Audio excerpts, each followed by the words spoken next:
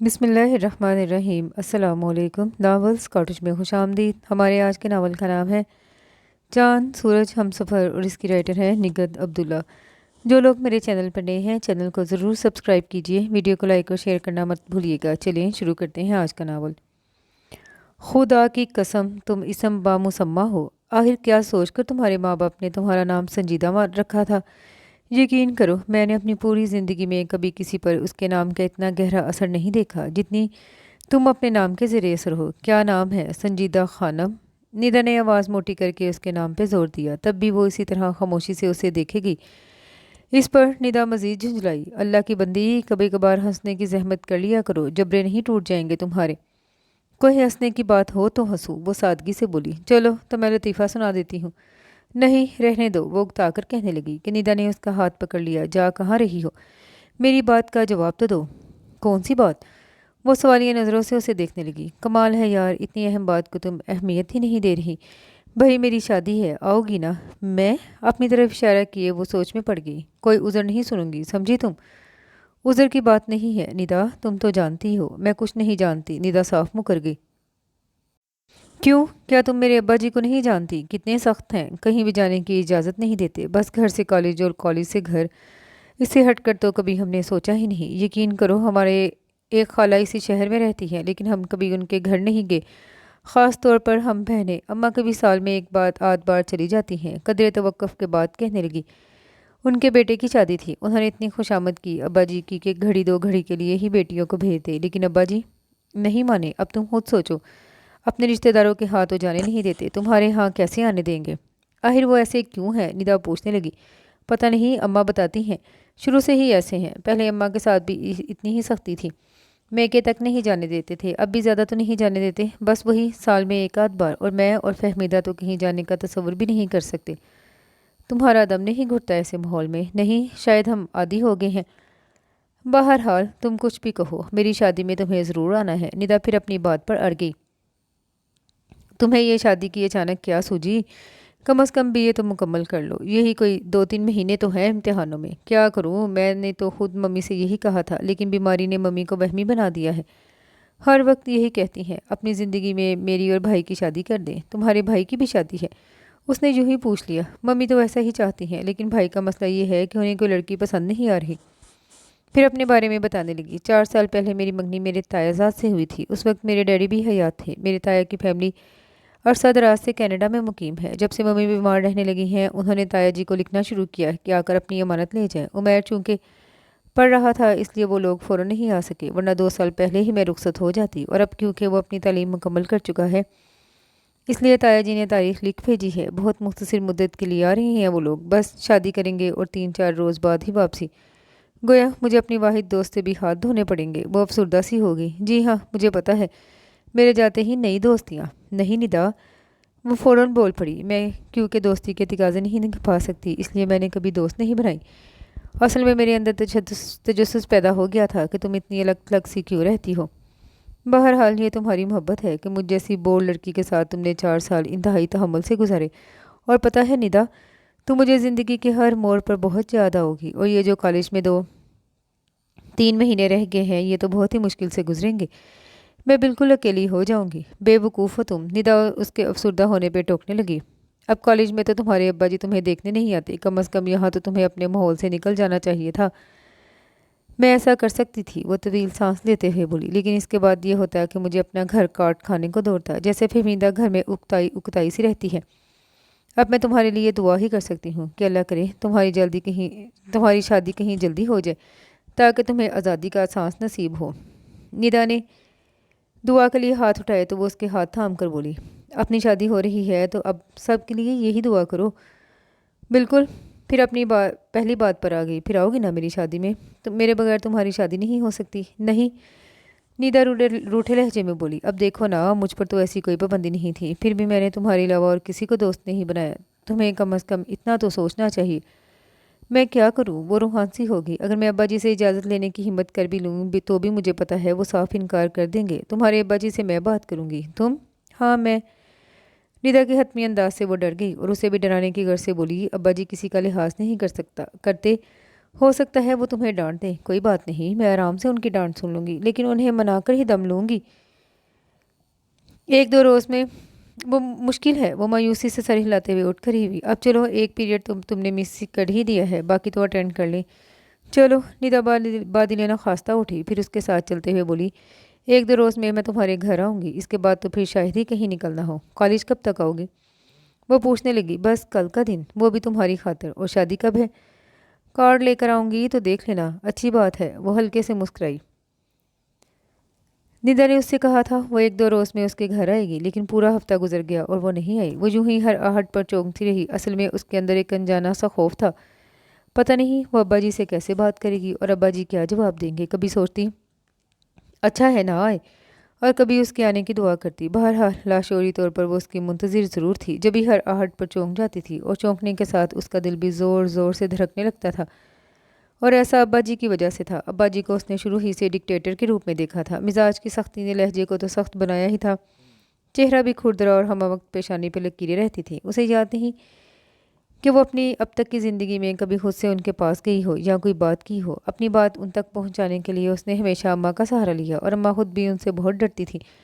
پتہ نہیں وہ ایسے کیوں تھے، وہ اکثر سوچتی۔ اور زیادہ ملال اس بات کا ہوتا کہ ان کی سخت گیر طبیعت کی وجہ سے گھر کا ماحول بہت گھٹا ہوا تھا، کہیں آنا جانا نہیں۔ اگر آس پاس پڑوس سے کوئی خاتون آ جاتی تب بھی بعد میں وہ اماں پر بگڑتے ہوئے اس قسم کے جملے بولا کرتے، کوئی کام نہیں ہوتا ان عورتوں کو، بس دوسروں کے گھروں میں جھانکتی پھرتی ہیں۔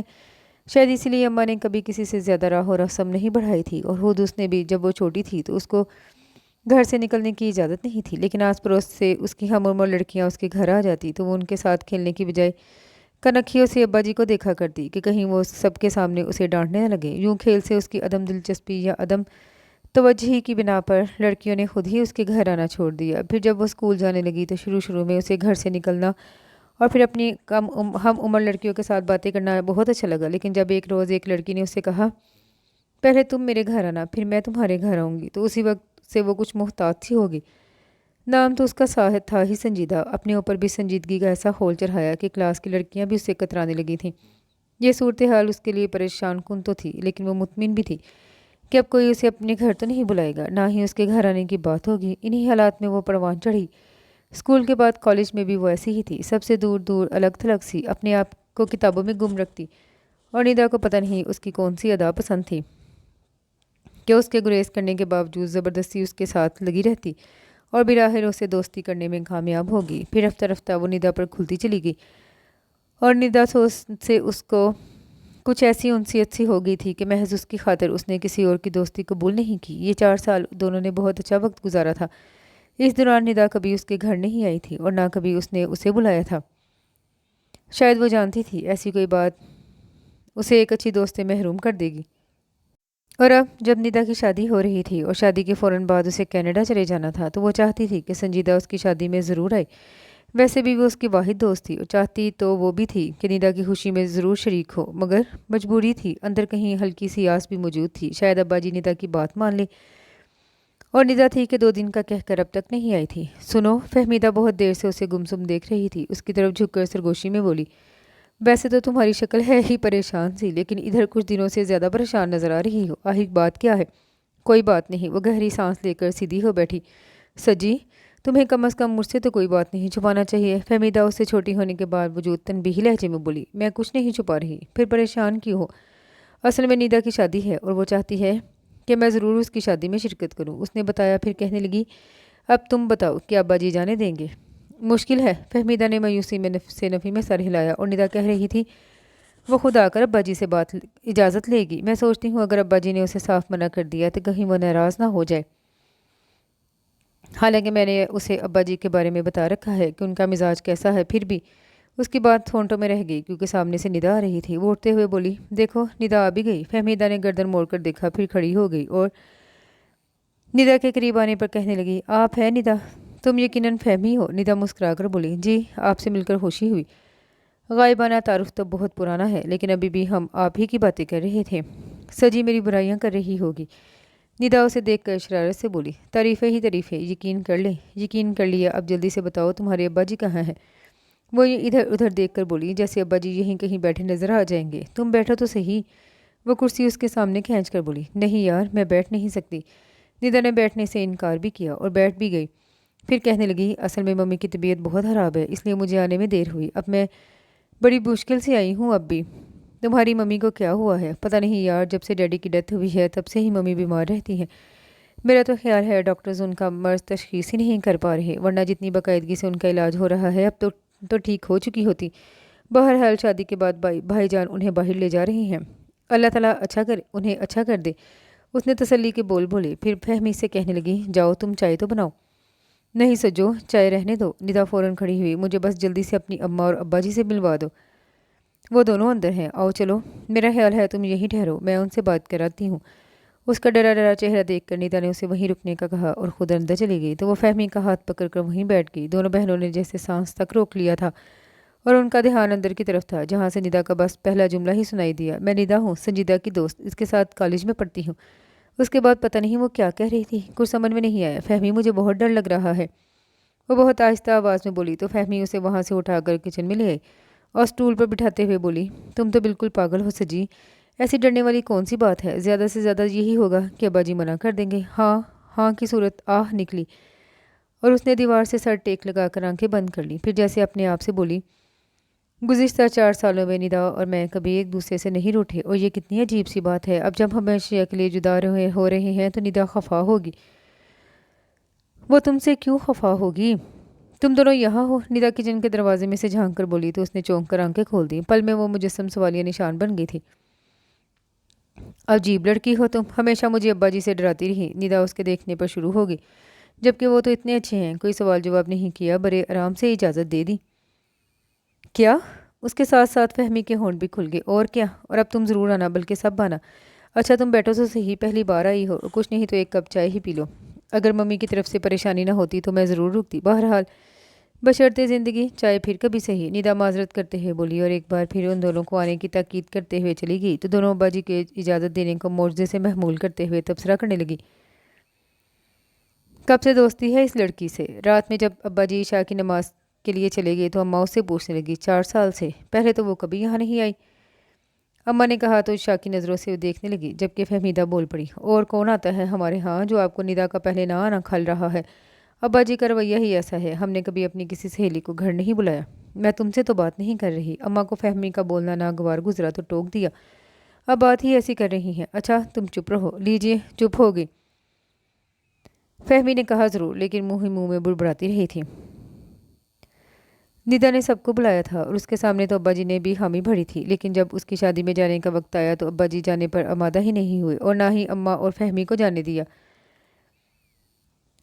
सजी की सहेली की शादी है, बस वही चली जाए और किसी को जाने की ज़रूरत नहीं है। उनकी बात दो टोक हुआ करती थी। इसके लिए यही गनीमत था कि अब्बा जी ने उसे मना नहीं किया, लेकिन अकेले जाते हुए वो बहुत घबरा रही थी। कुछ अजीब सा भी लग रहा था, क्योंकि ज़िंदगी में ये पहला मौका था वो कहीं जा रही थी। गो के बहुत सादगी से तैयार हुई थी, फिर भी आम दिनों की निस्बत बहुत अच्छी लग रही थी।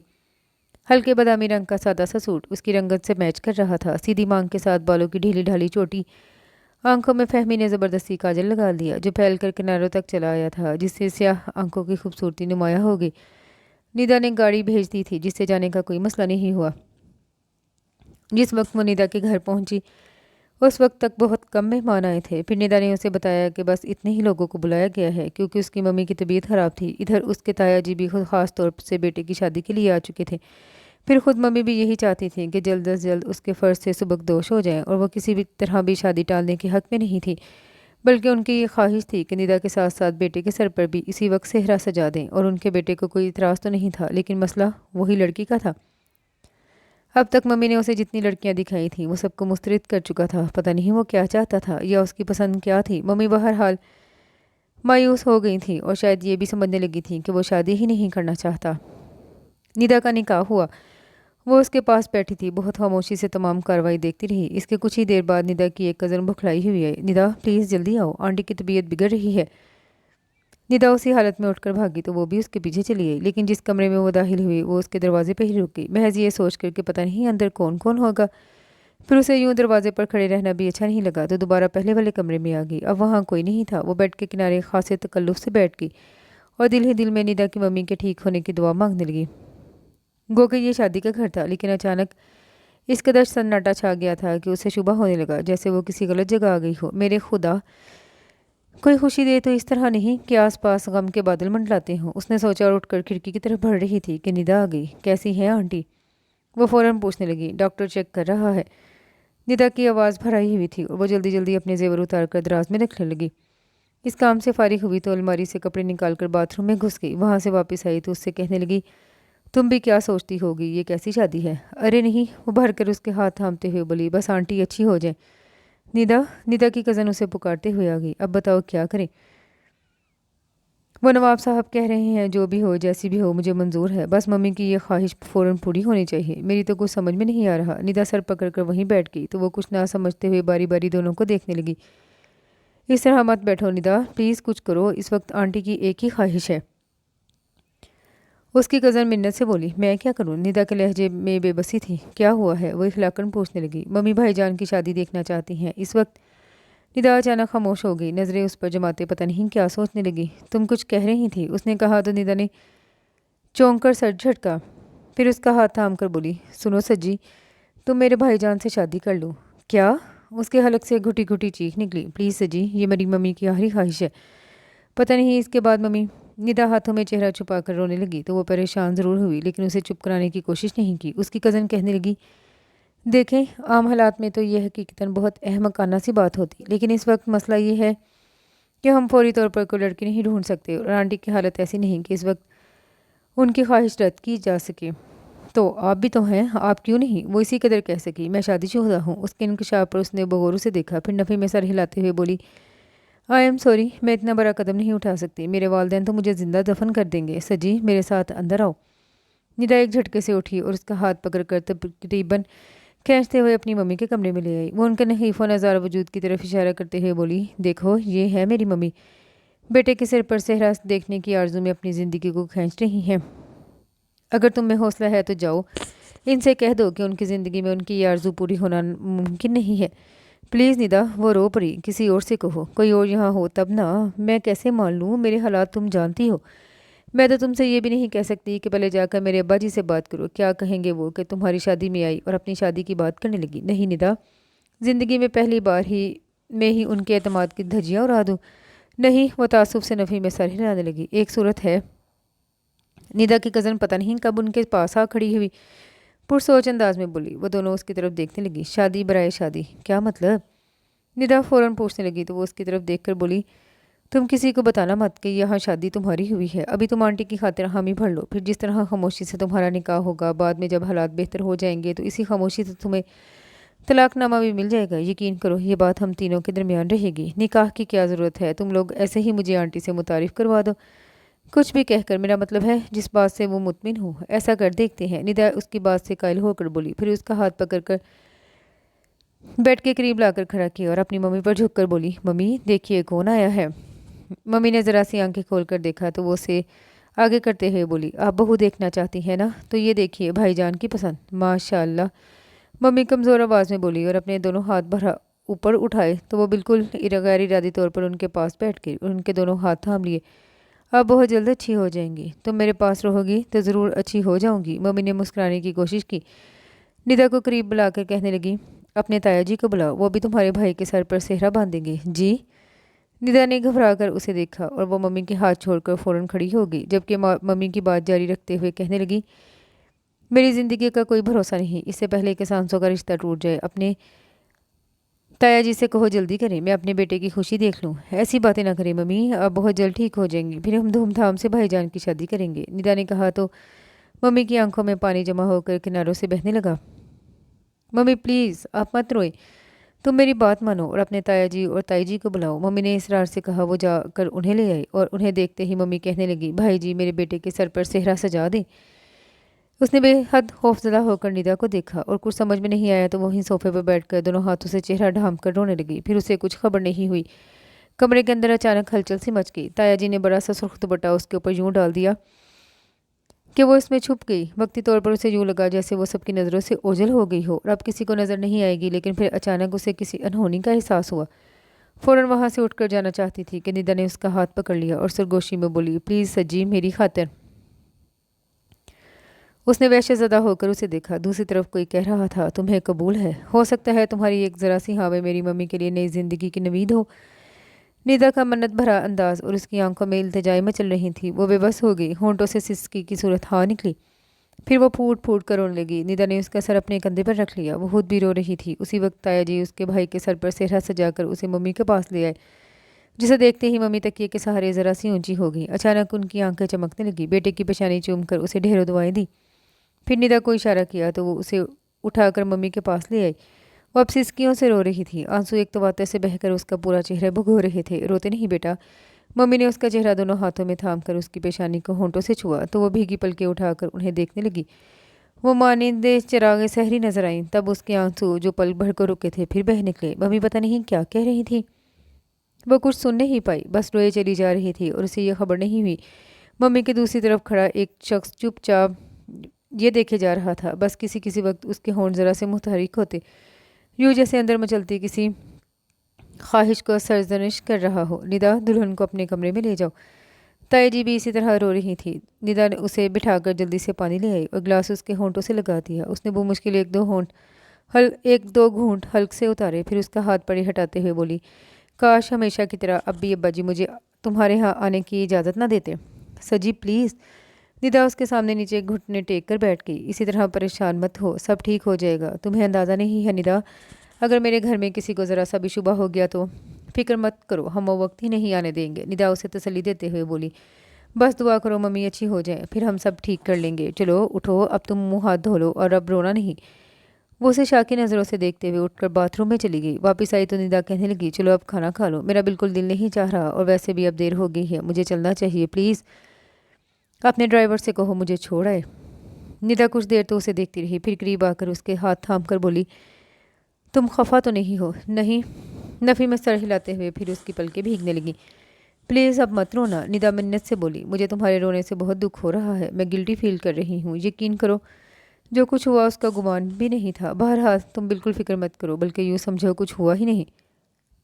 और सुनो, इस वाक़े को सोच सोच कर परेशान मत होती रहना। मैं कल ही भाईजान से कहकर ताई जी के आने से निदा की बात अधूरी रह गई और वो उनकी तरफ मतवज्जा होगी। जबकि वो अपनी चादर ओढ़ कर जाने के लिए तैयार हो गई। तुम जा रही हो? ताई जी निदा से बात करते करते उसे पूछने लगी। जी। चलो मैं ड्राइवर से कहती हूँ तुम्हें छोड़ आए।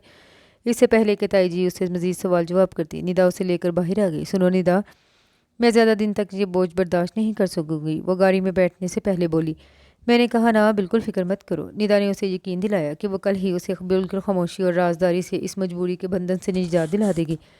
घर में दाखिल हुई तो उसकी कोशिश ये थी कि किसी से सामना ना हो, इसलिए पहले तो कपड़े तब्दील करने की गर्ज से बाथरूम में घुस गई।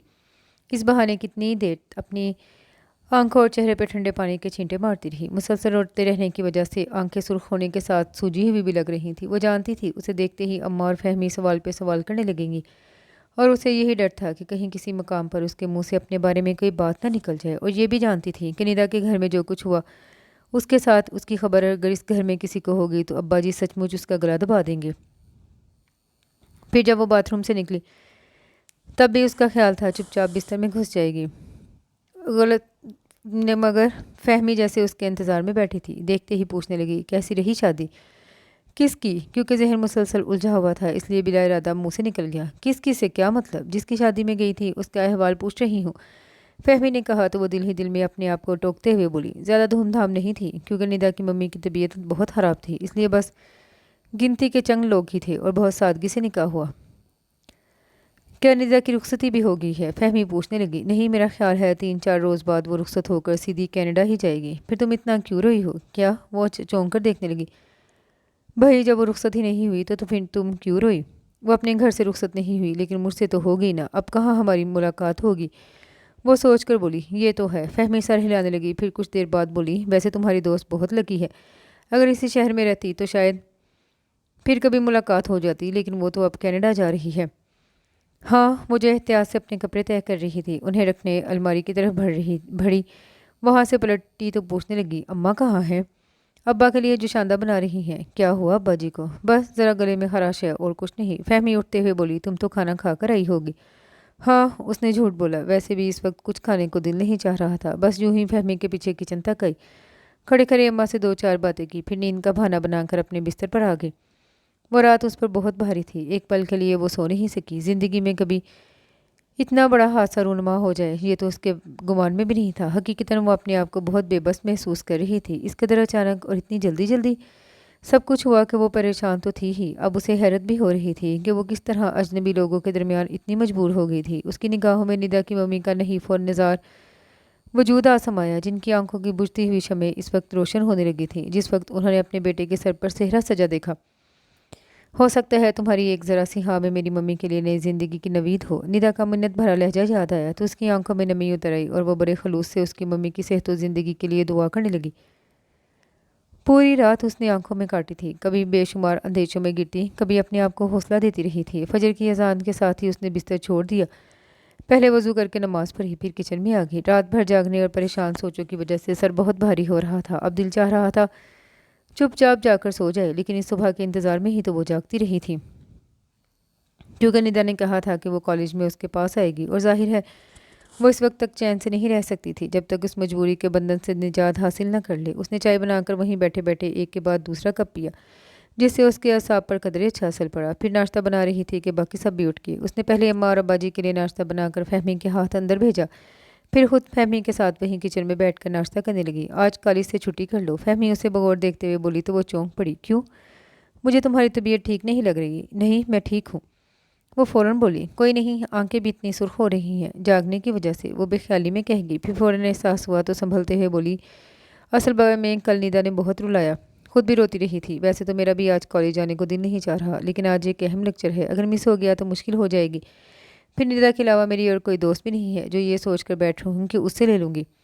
دل میں چور ہو تو انسان یوں ہی دوسرے کو مطمئن کرنے کے لیے پوری تفصیل بیان کر ڈالتا ہے۔ اس نے اجلت سے پوری چائے حلق میں اتاری اور فہمی کے مزید کچھ کہنے سے پہلے کچن سے نکل آئی۔ پھر وہ نہ صرف اس دن بلکہ ہر دن کالج کے اسی گوشے میں جہاں وہ فری پیریڈ میں ندا کے ساتھ بیٹھتی تھی وہیں بیٹھ کر ندا کا انتظار کرتی رہی، اور ندا پتہ نہیں بھول گئی تھی یا کیا تھا کہ اتنے وعدے کرنے کے باوجود نہیں آئی۔ اس کے سمجھ میں نہیں آتا تھا کہ آخر ندا اس کے ساتھ یہ کیسا مذاق کر گئی ہے کہ اس کی جان پر بن گئی ہے۔ کاش اس کے اختیار میں ہوتا تو وہ خود جا کر اس سے پوچھتی، اور ستم تو یہ تھا کہ اگر اپنے اندر ہمت پیدا کر بھی لیتی تو ندا کے گھر کا ہی معلوم نہیں تھا۔ اس کی شادی میں گئی ضرور تھی، لیکن کیونکہ اس کا ڈرائیور لینے آیا تھا اور وہ بھی پہلی بار کسی کے گھر جا رہی تھی، اس لیے راستوں سے بالکل ناآشنا تھی، اور اس نے جاننے کی کوشش بھی نہیں کی کیونکہ جانتی تھی کہ اس کے بعد وہ پھر کبھی اس طرف نہیں آئے گی۔ بہرحال ندا کی لاپرواہی نے اسے دکھ دینے کے ساتھ عجیب مشکل میں ڈال دیا تھا کہ وہ کسی سے کہہ بھی نہیں سکتی تھی۔ یہ کوئی معمولی بات نہیں تھی، اور وہ اچھی طرح جانتی تھی کہ اس کے لیے کتنی مشکلات کھڑی ہو سکتی ہیں، اور انہی مشکلات کو سوچ سوچ کر وہ نہ صرف پریشان بلکہ خوفزدہ بھی تھی۔ پھر اماں اور ابا کی عزت کا خیال بھی تھا، اور ان کی سمجھ میں نہیں آتا تھا کہ وہ کیا کرے۔ انہی دنوں امتحان سر پر آ گئے اور کالج سے بھی ناتا ٹوٹ گیا۔ یہ چند دن جو امتحانوں کی تیاری کے تھے وہ سب پریشانی میں گزر گئے۔ کتاب کھول کر ضرور بیٹھتی، لیکن ذہن مسلسل اب کیا ہوگا میں الجھا رہتا۔ اس روز وہ پہلا پیپر دے کر آ رہی تھی کہ دروازے پر پوسٹ مین نے اسے ایک لفافہ دیا۔ اس نے دیکھا لفافے پر اسی کا نام تھا۔ اس کا دل زور زور سے دھڑکنے لگا، فوراً لفافہ بیگ میں ڈالا اور اس اتفاق سے دل ہی دل میں شکر ادا کرتے ہوئے اندر آئی۔ اماں برآمدے میں ہی بیٹھی تھی، وہ محض یہ جاننے کے لیے کہ کہیں انہوں نے پوسٹ مین کی آواز تو نہیں سن لی، ان کے پاس بیٹھ کر پوچھنے لگی بجلی کا بل وغیرہ تو نہیں آیا؟ نہیں، کیوں؟ اماں تعجب سے اسے دیکھنے لگی۔ ابھی پوسٹ مین یہاں سے گزر رہا تھا، میں سمجھی شاید بل وغیرہ ڈال گیا ہوگا۔ پھر اٹھتے ہوئے بولی کھانا تیار ہے؟ ہاں، بس روٹی ڈالنی باقی ہے، کب سے فہمی سے کہہ رہی روٹی ڈال دے، لیکن وہ رسالے میں ایسی مگن ہے جب تک ختم نہیں کرے گی اٹھے گی نہیں۔ میں کپڑے بدل لوں پھر ڈال دیتی ہوں۔ تم کیوں ڈالو گی؟ پہلے ہی تھکی ہوئی آئی ہو، اور ہاں پرچہ کیسا ہوا؟ اچھا ہو گیا ہے۔ اس کا سارا دھیان بیگ میں موجود لفافے کی طرف تھا۔ سرسری انداز میں جواب دے کر اندر چلی گئی۔ فہمی کو روٹی ڈالنے کے لیے کہا اور کپڑے لے کر بیگ سمیت باتھ روم میں گھس گئی۔ بڑی اجرت میں لفافہ نکال کر کھولا اور سب سے پہلے بھیجنے والے کا نام دیکھا۔ ندا کا خط تھا اور اس نے لکھا تھا سجی، میں تم سے بہت شرمندہ ہوں، تمہاری کیفیت کا میں بخوبی اندازہ کر سکتی ہوں۔ یقین کرو اس تمام عرصے میں مسلسل تمہارے بارے میں سوچتی رہی ہوں، اور میں تم سے کم پریشان نہیں۔ اصل میں حالات کچھ ایسے ہو گئے تھے کہ میں وعدے کے باوجود تم سے فوری رابطہ نہ کر سکی۔ تم نے ان حالات میں جس طرح ہماری مدد کر کے میری ممی کو چند لمحوں کی جو خوشی بخشی تھی، وہ تمہارا مجھ پر ایک احسان ہے جو میں زندگی بھر فراموش نہیں کر سکتی۔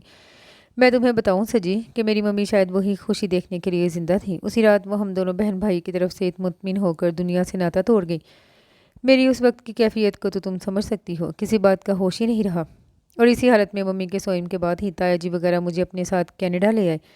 यहाँ आकर भी मैं बहुत दिनों तक संभल नहीं पाई थी। फिर तुम तो जानती हो वक्त बहुत बड़ा मरहम है, रफ्ता रफ्ता सब कुछ भुला देता है। मैं अगर भूली नहीं तो काफ़ी हद तक संभल ज़रूर गई, और यकीन करो सबसे पहले मुझे तुम्हारा ख्याल है। तुम्हारी परेशानी का सोचकर मैं जिस तरह कुटती हूँ इसका शायद तुम अंदाज़ा ना कर सको। तुम अब तक यकीनन मुझसे खासी मुतनफ़र हो चुकी होगी और सोचती होगी मैंने तुम्हारे साथ कोई धोखा किया है। ऐसी बात नहीं है सजी। अब जब मैं सोचने समझने के काबिल हुई हूँ तो देखो, सबसे पहले तुम्हें ही लिख रही हूँ।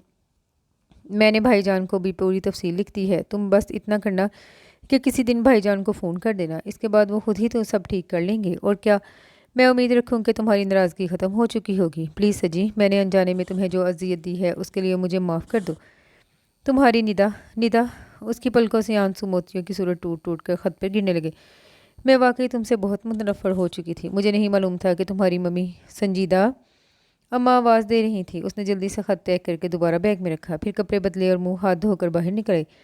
अम्मा तख्त पर दस्तरखान बिछा रही थी। उसने किचन में आकर डोंगे में सालन निकाला और प्लेटें लेकर तख्त पर आ बैठी। फहमी रोटी लेकर आ गई तो तीनों खाने में मसरूफ़ हो गई।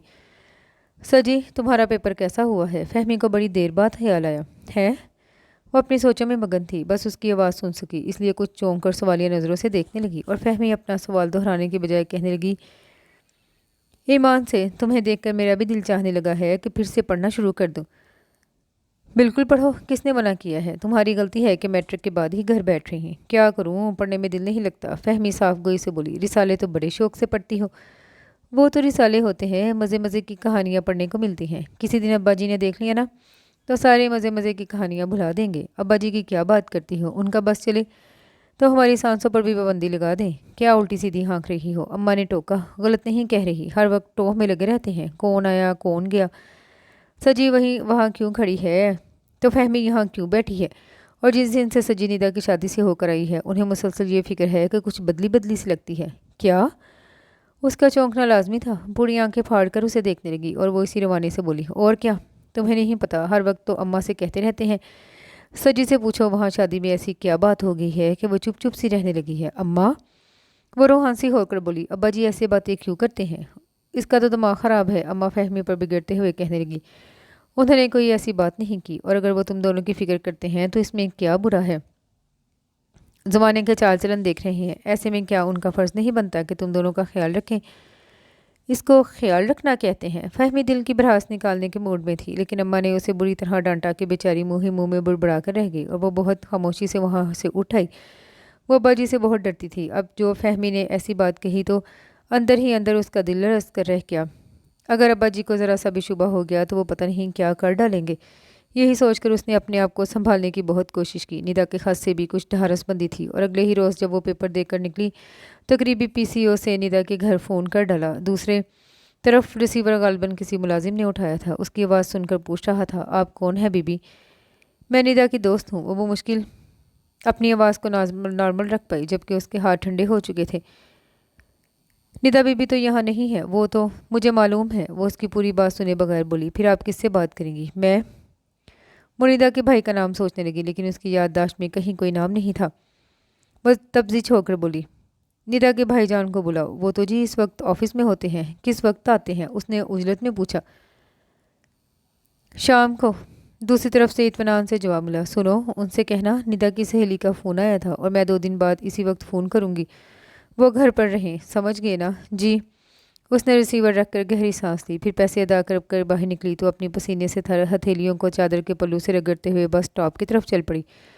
अगर उसे कॉलेज के अलावा किसी दोस्त वगैरह के घर जाने की इजाज़त होती तो वो इसी बहाने शाम में निकल कर फ़ोन कर सकती थी, लेकिन यही तो मुश्किल थी।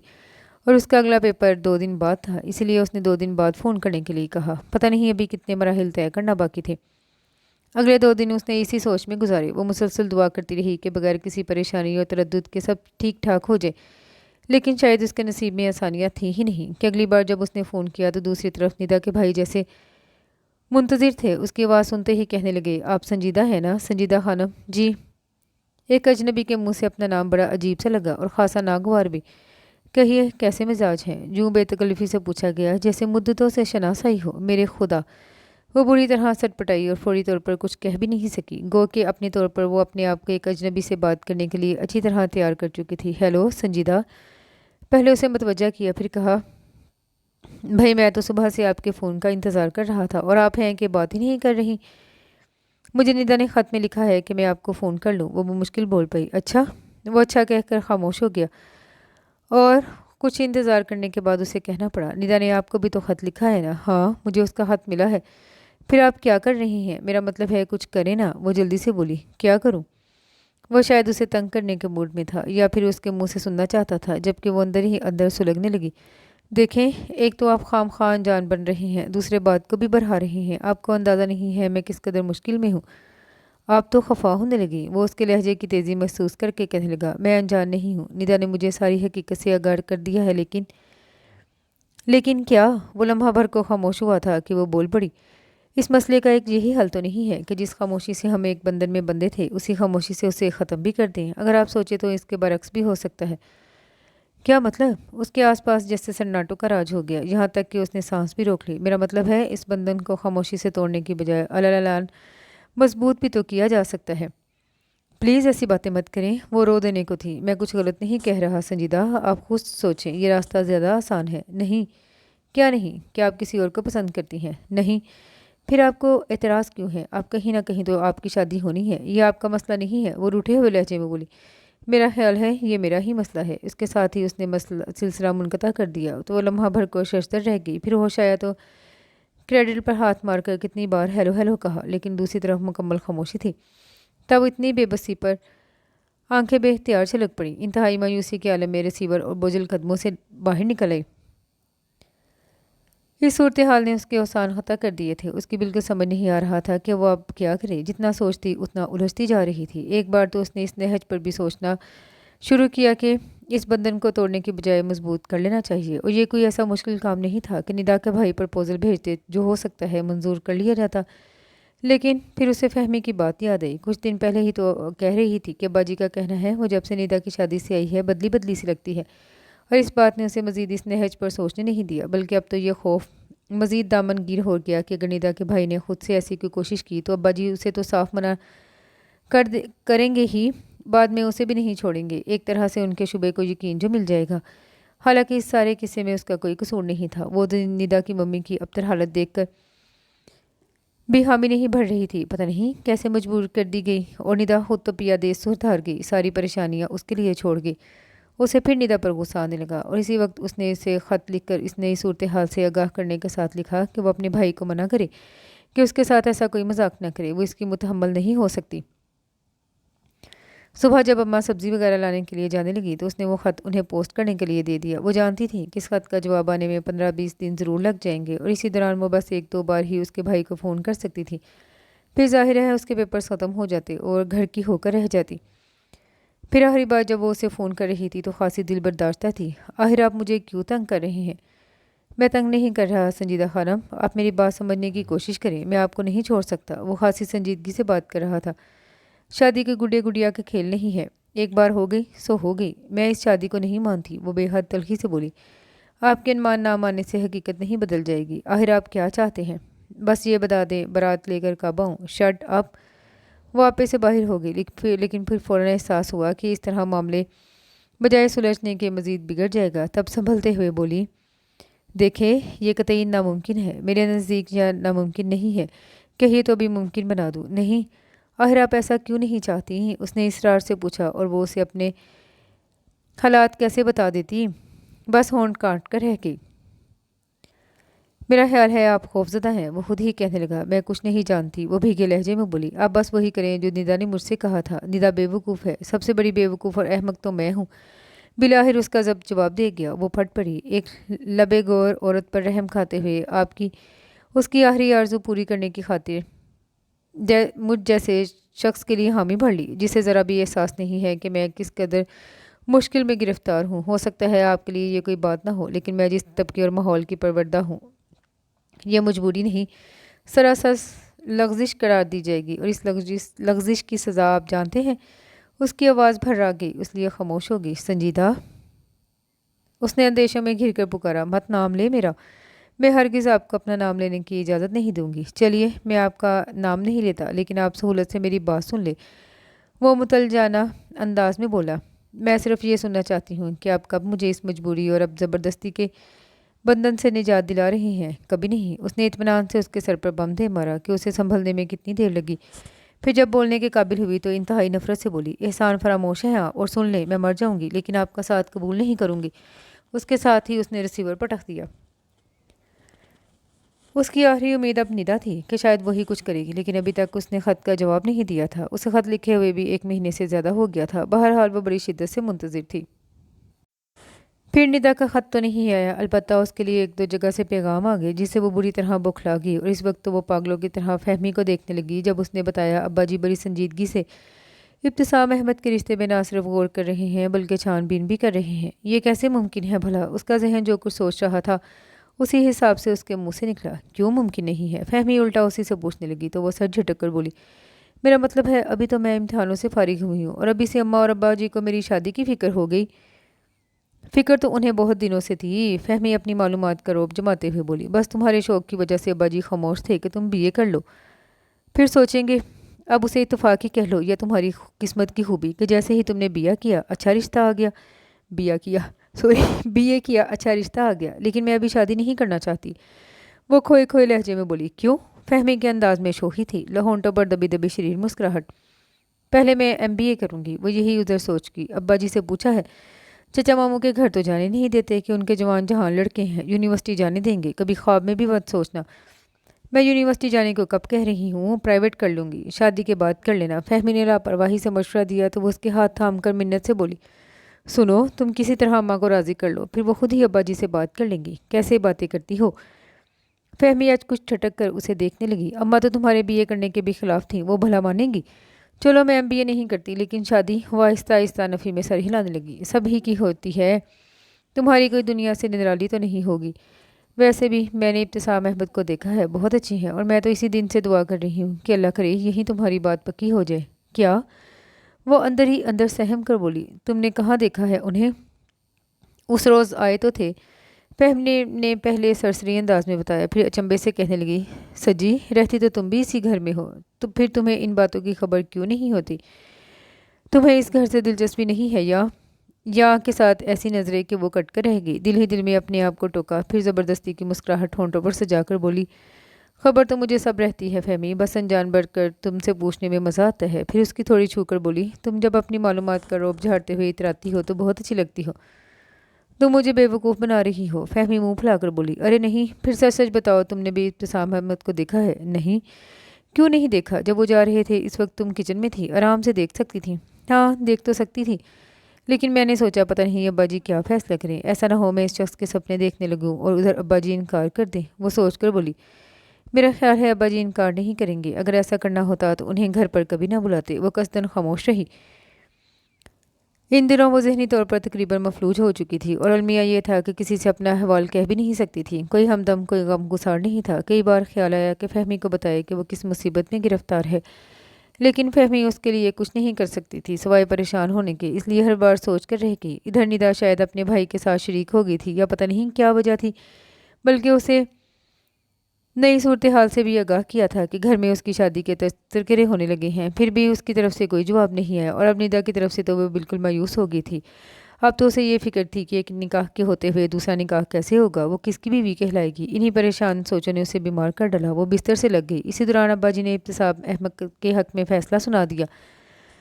वो गालिबन उनके बारे में मुकम्मल इत्मीनान हासिल कर चुके थे और वो जो हर तरफ से मायूस होकर अब शिद्दत से ये दुआ करने लगी थी कि किसी तरह अब्बा जी इनकार कर दे तो यहाँ भी उसे सख्त मायूसी का सामना करना पड़ा।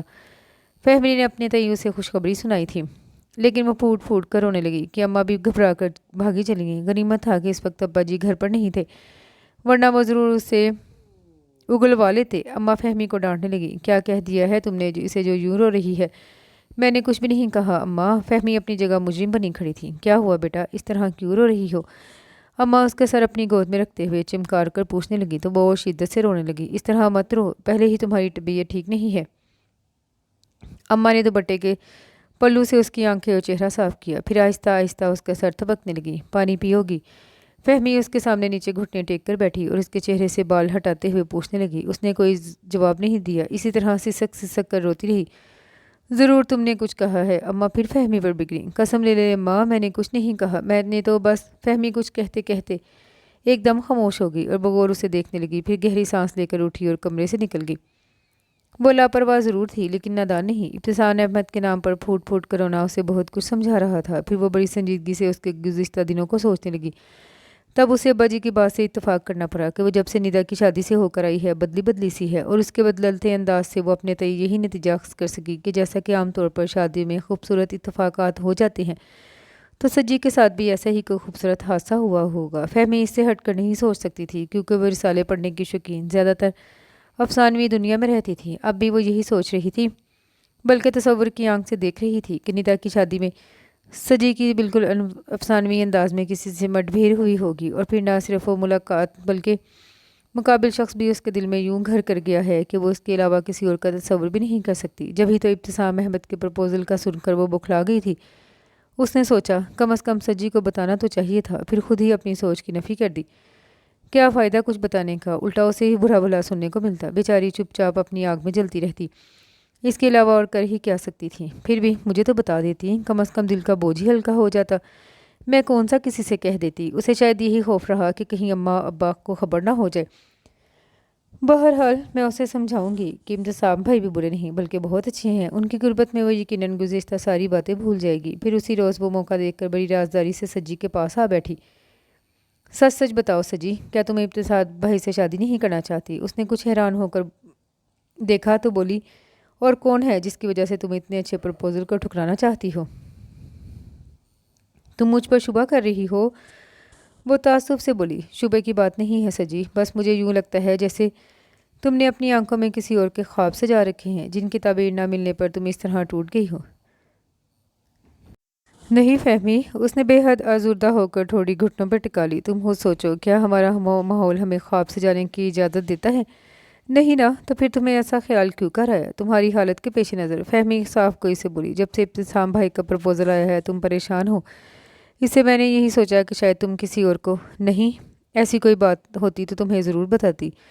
وہ نظریں چرا کر بولی اور اٹھنا چاہتی تھی کہ فہمی نے اس کے گھٹنوں پر ہاتھ رکھ دیے، پھر اس کا چہرہ اونچا کرتے ہوئے بولی، میری طرف دیکھ کر بات کرو سجی، میں مانتی ہوں جو کچھ تم نے کہا وہی سچ ہے، لیکن اس کے علاوہ بھی کوئی بات ضرور ہے جو تم بتانا نہیں چاہتی۔ تم خام خواہ نہیں، فہمی زور دے کر بولی، میں تم سے چھوٹی ضرور ہوں لیکن یہ بھی تو سوچو کہ اب تک کی زندگی ہم دونوں نے اس طرح گزاری ہے کہ کبھی کوئی تیسرا ہمارے درمیان نہیں آیا، اور شاید یہی وجہ ہے کہ ہم ایک دوسرے کی رگ رگ سے واقف ہیں۔ تم کہنا کیا چاہتی ہو؟ اس کی آواز کمزور اور دھیمی ہو گئی۔ تم اچھی طرح جان رہی ہو کہ میں کہنا نہیں بلکہ سننا چاہ رہی ہوں وہ بات جو تمہارے لیے پریشانی کا باعث بنی ہوئی ہے۔ پھر سمجھانے کے انداز میں بولی، تم شاید یہ سوچ کر خاموش ہو کہ میں کیا کر سکوں گی بھلا، اور یہ صحیح ہے کہ میں کچھ نہیں کر سکوں گی، لیکن اس طرح کم از کم تمہارے دل کا بوجھ تو ہلکا ہو جائے گا۔ پلیز سجی کہہ دو، ورنہ میں بڑی سنجیدگی سے تم سے روٹھ جاؤں گی۔ پہلے فہمی منت سے بولی، آخر میں دھمکی دی تو وہ جو پریشان سی ہو گئی تھی رونے لگی۔ فہمی نے سوچا اسے جی بھر کر رو لینے دے، اس لیے ذرا پرے ہٹ کر اطمینان سے بیٹھ گئی، لیکن وہ فوراً ہی دوپٹے کے پلو سے آنکھیں صاف کرنے لگی، ساتھ ہی سرگوشی میں پوچھا، اماں کہاں ہیں؟ سو رہی ہیں۔ فہمی سمجھ گئی وہ بتانے پر آمادہ ہے، اس لیے سوالیہ نظروں سے دیکھنے لگی۔ وہ کچھ دیر خاموش رہنے کے بعد بولی، میں واقعی بہت پریشان ہوں فہمی، بہت مشکل میں پھنس گئی ہوں، کہتی جاؤ میں سن رہی ہوں۔ فہمی اطمینان سے بولی، لیکن جیسے جیسے وہ ندا کے گھر والے ہونے والے واقعہ بتاتی گئی فہمی کی آنکھیں پھینکتی چلی گئیں، اور ساری رات بات بتا کر آخر میں وہ کہنے لگی، میں چاہوں بھی تو اپنے آپ کو حالات کے دھارے پر نہیں چھوڑ سکتی، گو کہ اکثر یہ سوچ کر اپنے آپ کو مطمئن کرنے کی کوشش کرتی ہوں کہ ہو سکتا ہے اس دوران کوئی معجزہ رونما ہو جائے جو مجھے دو کشتیوں میں سوار ہونے سے بچا لے، اور کبھی اس نکاح کو جھٹلانے کی کوشش کرتی ہوں کہ مجبوری میں ہاں کہہ دینے سے نکاح نہیں ہو سکتا، اس لیے دونوں فریقین کی دل سے رضامندی ضروری ہے، جبکہ دونوں ہی راضی نہیں تھے۔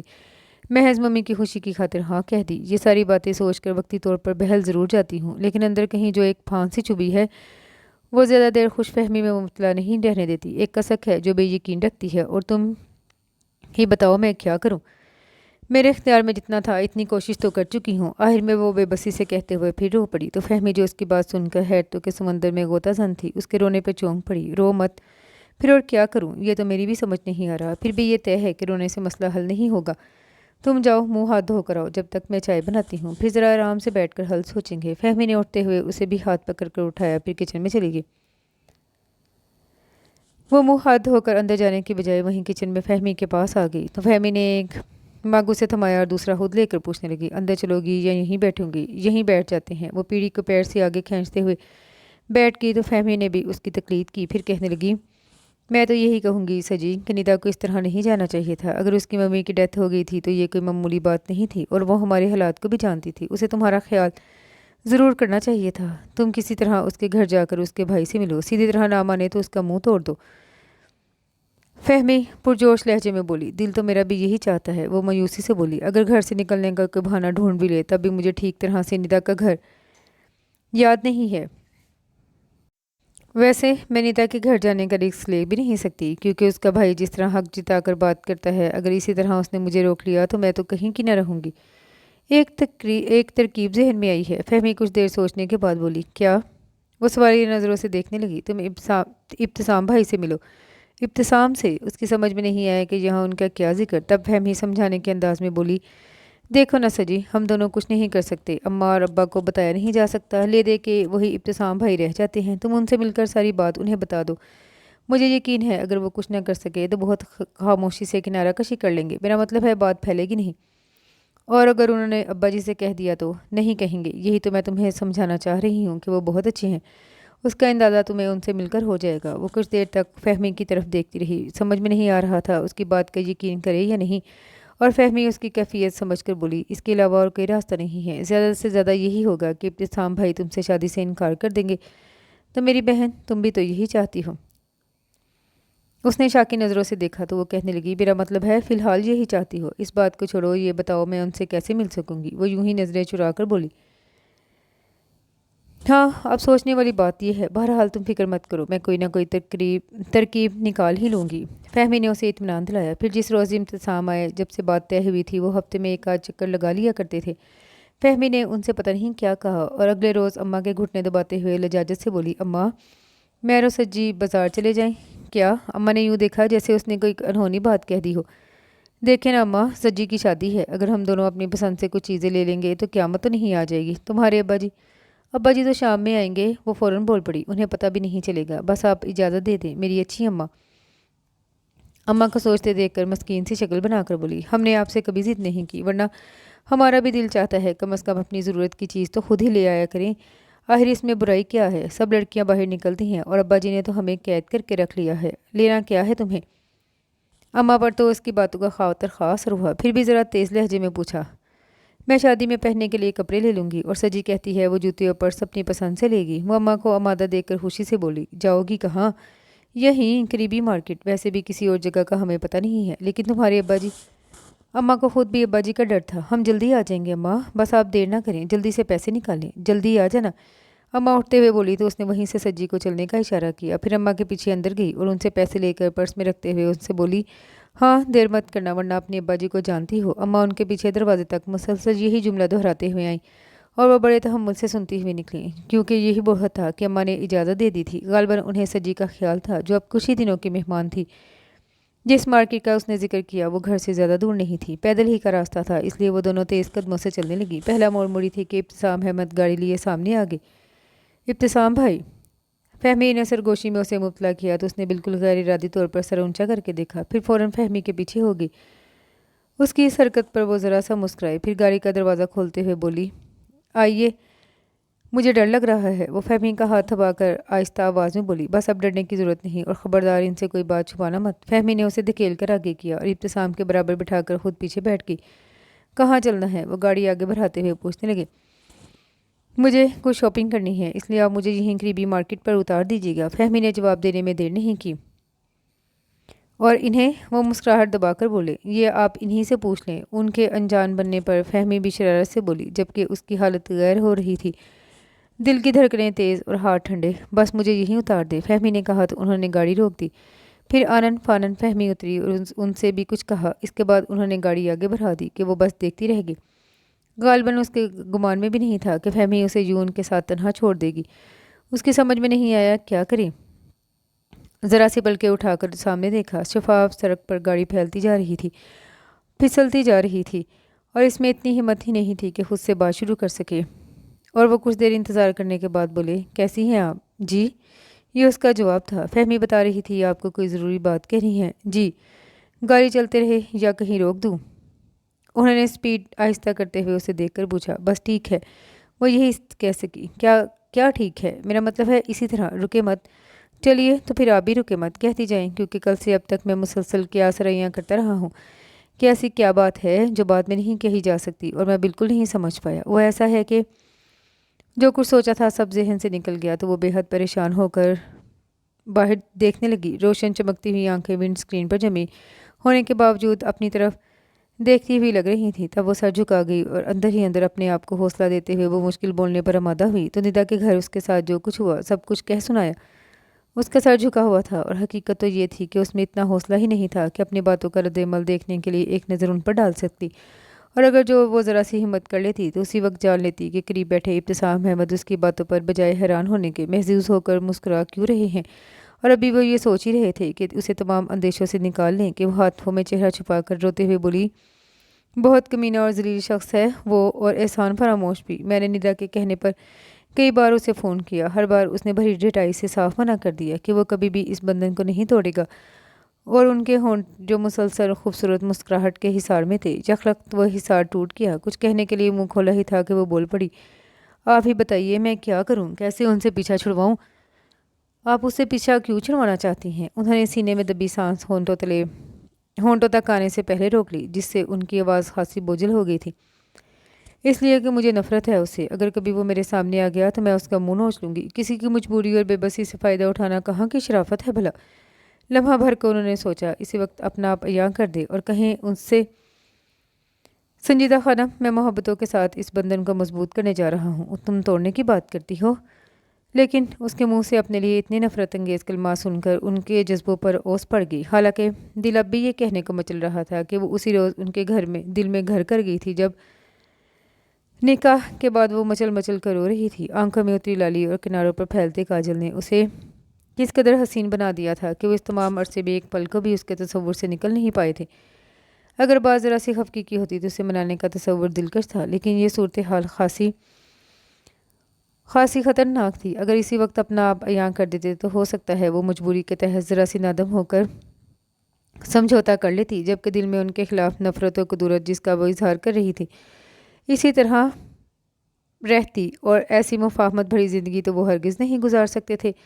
مصنوعی چہروں اور غرض میں لپٹی محبتوں کو وہ اچھی طرح جانتے تھے، اسی لیے تو شادی کے لیے حامی نہیں بھرتے تھے کہ ممی نے انہیں جتنی بھی لڑکیاں دکھائی تھیں وہ سب میک اپ زدہ چہروں میں اپنا آپ چھپائے ہوئے، اور بعض ایسی تھی جنہیں ان کی بجائے ان کے اسٹیٹس سے غرض تھی۔ بالآخر وہ ایک طرح سے ممی کی آخری خواہش کے پیش نظر شادی کے لیے رضامند ہوئے تھے، اور یہ صحیح ہے کہ اس کی طرح انہوں نے بھی بحالت مجبوری حامی بھری تھی، لیکن پھر جب انہوں نے دیکھا تو انہیں لگا جیسے وہ مدتوں سے اسی کی تلاش میں ہوں۔ پھر اس تمام عرصے میں انہوں نے اس کے لیے کیا کچھ نہ سوچا تھا، انہیں یقین تھا وہ بھی پوری سچائی اور ایمانداری سے ان کے ساتھ محبت کرے گی، لیکن وہ تو پہلے ہی مرحلے پر بڑی شدت سے نفرت کا اظہار کر گئی تھی، جس سے انہیں خاصا شوق لگا۔ فوری طور پر سمجھ میں نہیں آیا کہ اسے کیا کہیں، اس پر اپنا آپ یہاں کرتے یا نہ کرتے، ہر دو صورتوں میں محرومی تھی۔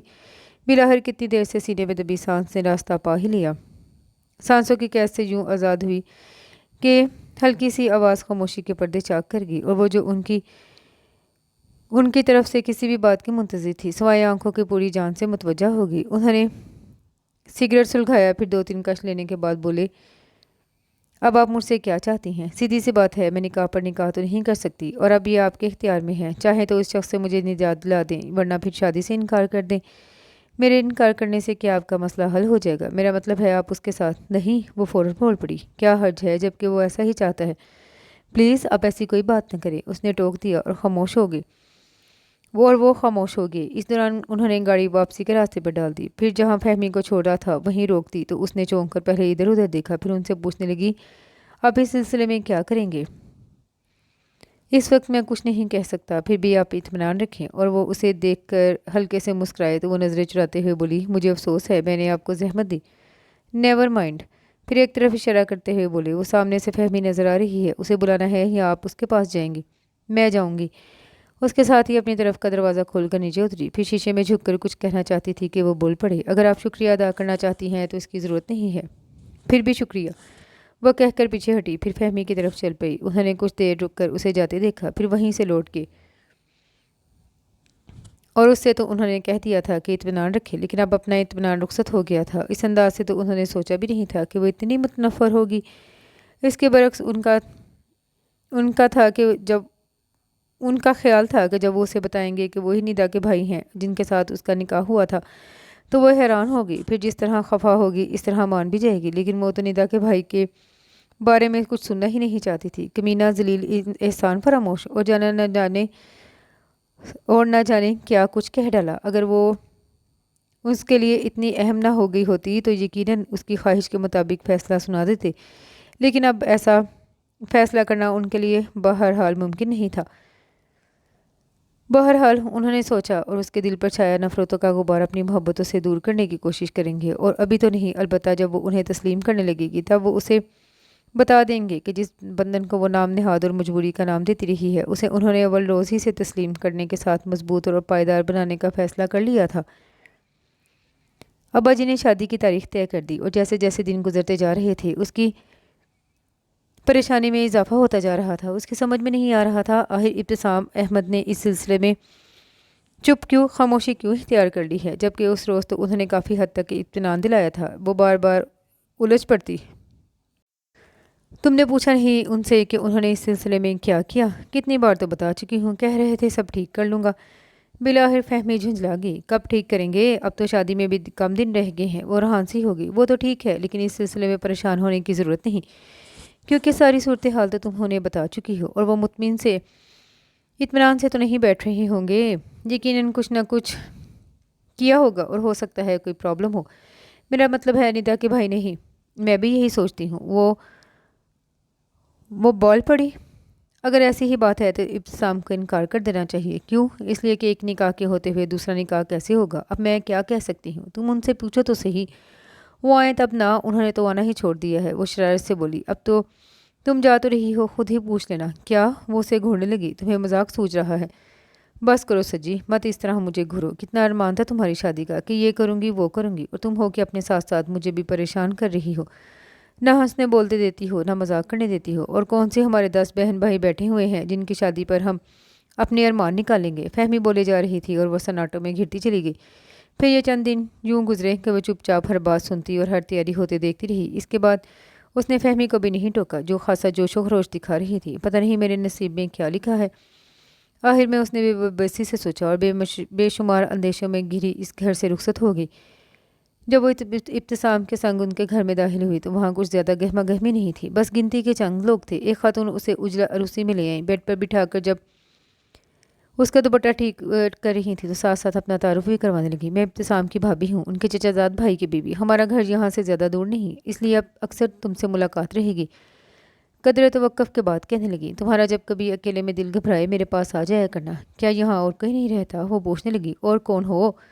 ان کے والدین کی تو ڈیتھ ہو چکی ہے، بس ایک بہن ہے، وہ باہر رہتی ہے۔ شادی میں نہیں آئی؟ آنا تو تھا اسے، لیکن اس کی ڈلیوری ہونے والی تھی، اس لیے نہیں آ سکی۔ میرا خیال ہے اب 2-3 مہینے کے بعد ہی آئے گی۔ پھر سیدھی کھڑی ہو کر اس کا جائزہ لیتے ہوئے بولی، ماشاءاللہ بہت پیاری لگ رہی ہو۔ تکیے سے ٹیک لگا کر آرام سے بیٹھ جاؤ، ابتسام مہمانوں کو رخصت کر کے آتے ہی ہوں گے۔ پھر جاتے جاتے بولی، کسی چیز کی ضرورت ہو تو بتاؤ۔ نہیں شکریہ، اچھا صبح ملاقات ہوگی۔ وہ مسکرا کر شب بخیر کہتی ہوئی چلی گئی تو وہ کچھ دیر تک بند دروازے پر نظریں جمائے بیٹھی رہی۔ پھر جب یقین ہو گیا وہ دوبارہ نہیں آئیں گی تو بہت آہستگی سے بیڈ سے اتر کر ڈریسنگ روم میں آ گئی۔ پھر زیورات اتارتے اور لباس تبدیل کرتے ہوئے اس کا ذہن مسلسل الجھتا رہا۔ اس کی سمجھ میں نہیں آ رہا تھا وہ ابتسام کا سامنا کیسے کرے۔ بڑی مشکل سے اپنے آپ کو سمجھا بجھا کر ڈریسنگ روم سے باہر نکلی تو پہلے مرحلے پر ہی ٹھٹک کر رک گئی۔ وہ کمروں کے بیچ کھڑے متلاشی نظروں سے ادھر ادھر دیکھ رہے تھے۔ اسے دیکھا تو اطمینان بھرا سانس لیا، اور آپ دلکش مسکراہٹ ہونٹوں پر کھیلنے لگی کہ اس نے نروس سی ہو کر پلکیں جھکا لی، گو کہ وہ اس وقت بڑی سنجیدگی سے اس سے بات کرنے آئے تھے۔ لیکن شاید ماحول کا اثر تھا کہ بے اختیار اس کی طرف بڑھتے ہوئے بولے، میں تو بڑا حسین تصور لے کر آیا تھا کہ اس میں سحری پر کوئی بڑے سے آنچل میں اپنے آپ کو چھپائے میری آہٹوں کو اپنی دھڑکنوں کے ساتھ شمار کرتا ہوگا۔ اس نے شاکی نظروں سے دیکھا تو انہوں نے نچلا ہونٹ دانتوں تلے دبا لیا، پھر گہری سانس لے کر بولے، اب کھڑی کیوں ہیں، بیٹھیے نا۔ وہ مسحری کے کنارے تکلف سے بیٹھ گئی اور خود سے کچھ پوچھنے کی بجائے ان کے بولنے کا انتظار کرنے لگی، جبکہ انہوں نے پہلے سگریٹ سلگایا۔ پھر 2-3 کش لینے کے بعد بولے، مجھے احساس ہے کہ آپ نے یہ عرصہ بہت پریشانی میں گزارا ہوگا، اور ہو سکتا ہے مجھ سے متنفر بھی ہو گئی ہوں۔ نہیں، کیا نہیں؟ وہ اس کی ہلکی سی آواز پر اس کی طرف متوجہ ہوئے۔ میرا مطلب ہے میں پریشان ضرور رہی، لیکن آپ سے وہ بات پوری نہیں کر سکی۔ واقعی انہیں خوشی ہوئی اور وہ اظہار بھی کر گئی، مجھے خوشی ہوئی کہ آپ نے مجھ پر اعتماد کیا۔ بہرحال اس تمام عرصے میں اطمینان سے نہیں بیٹھا رہا۔ میرا مطلب ہے میں نے بہت کوشش کی کہ آپ کو اس بندھن سے نجات دلا دوں، لیکن وہ سانس لینے کو رکے تھے کہ وہ بے صبری سے بولی۔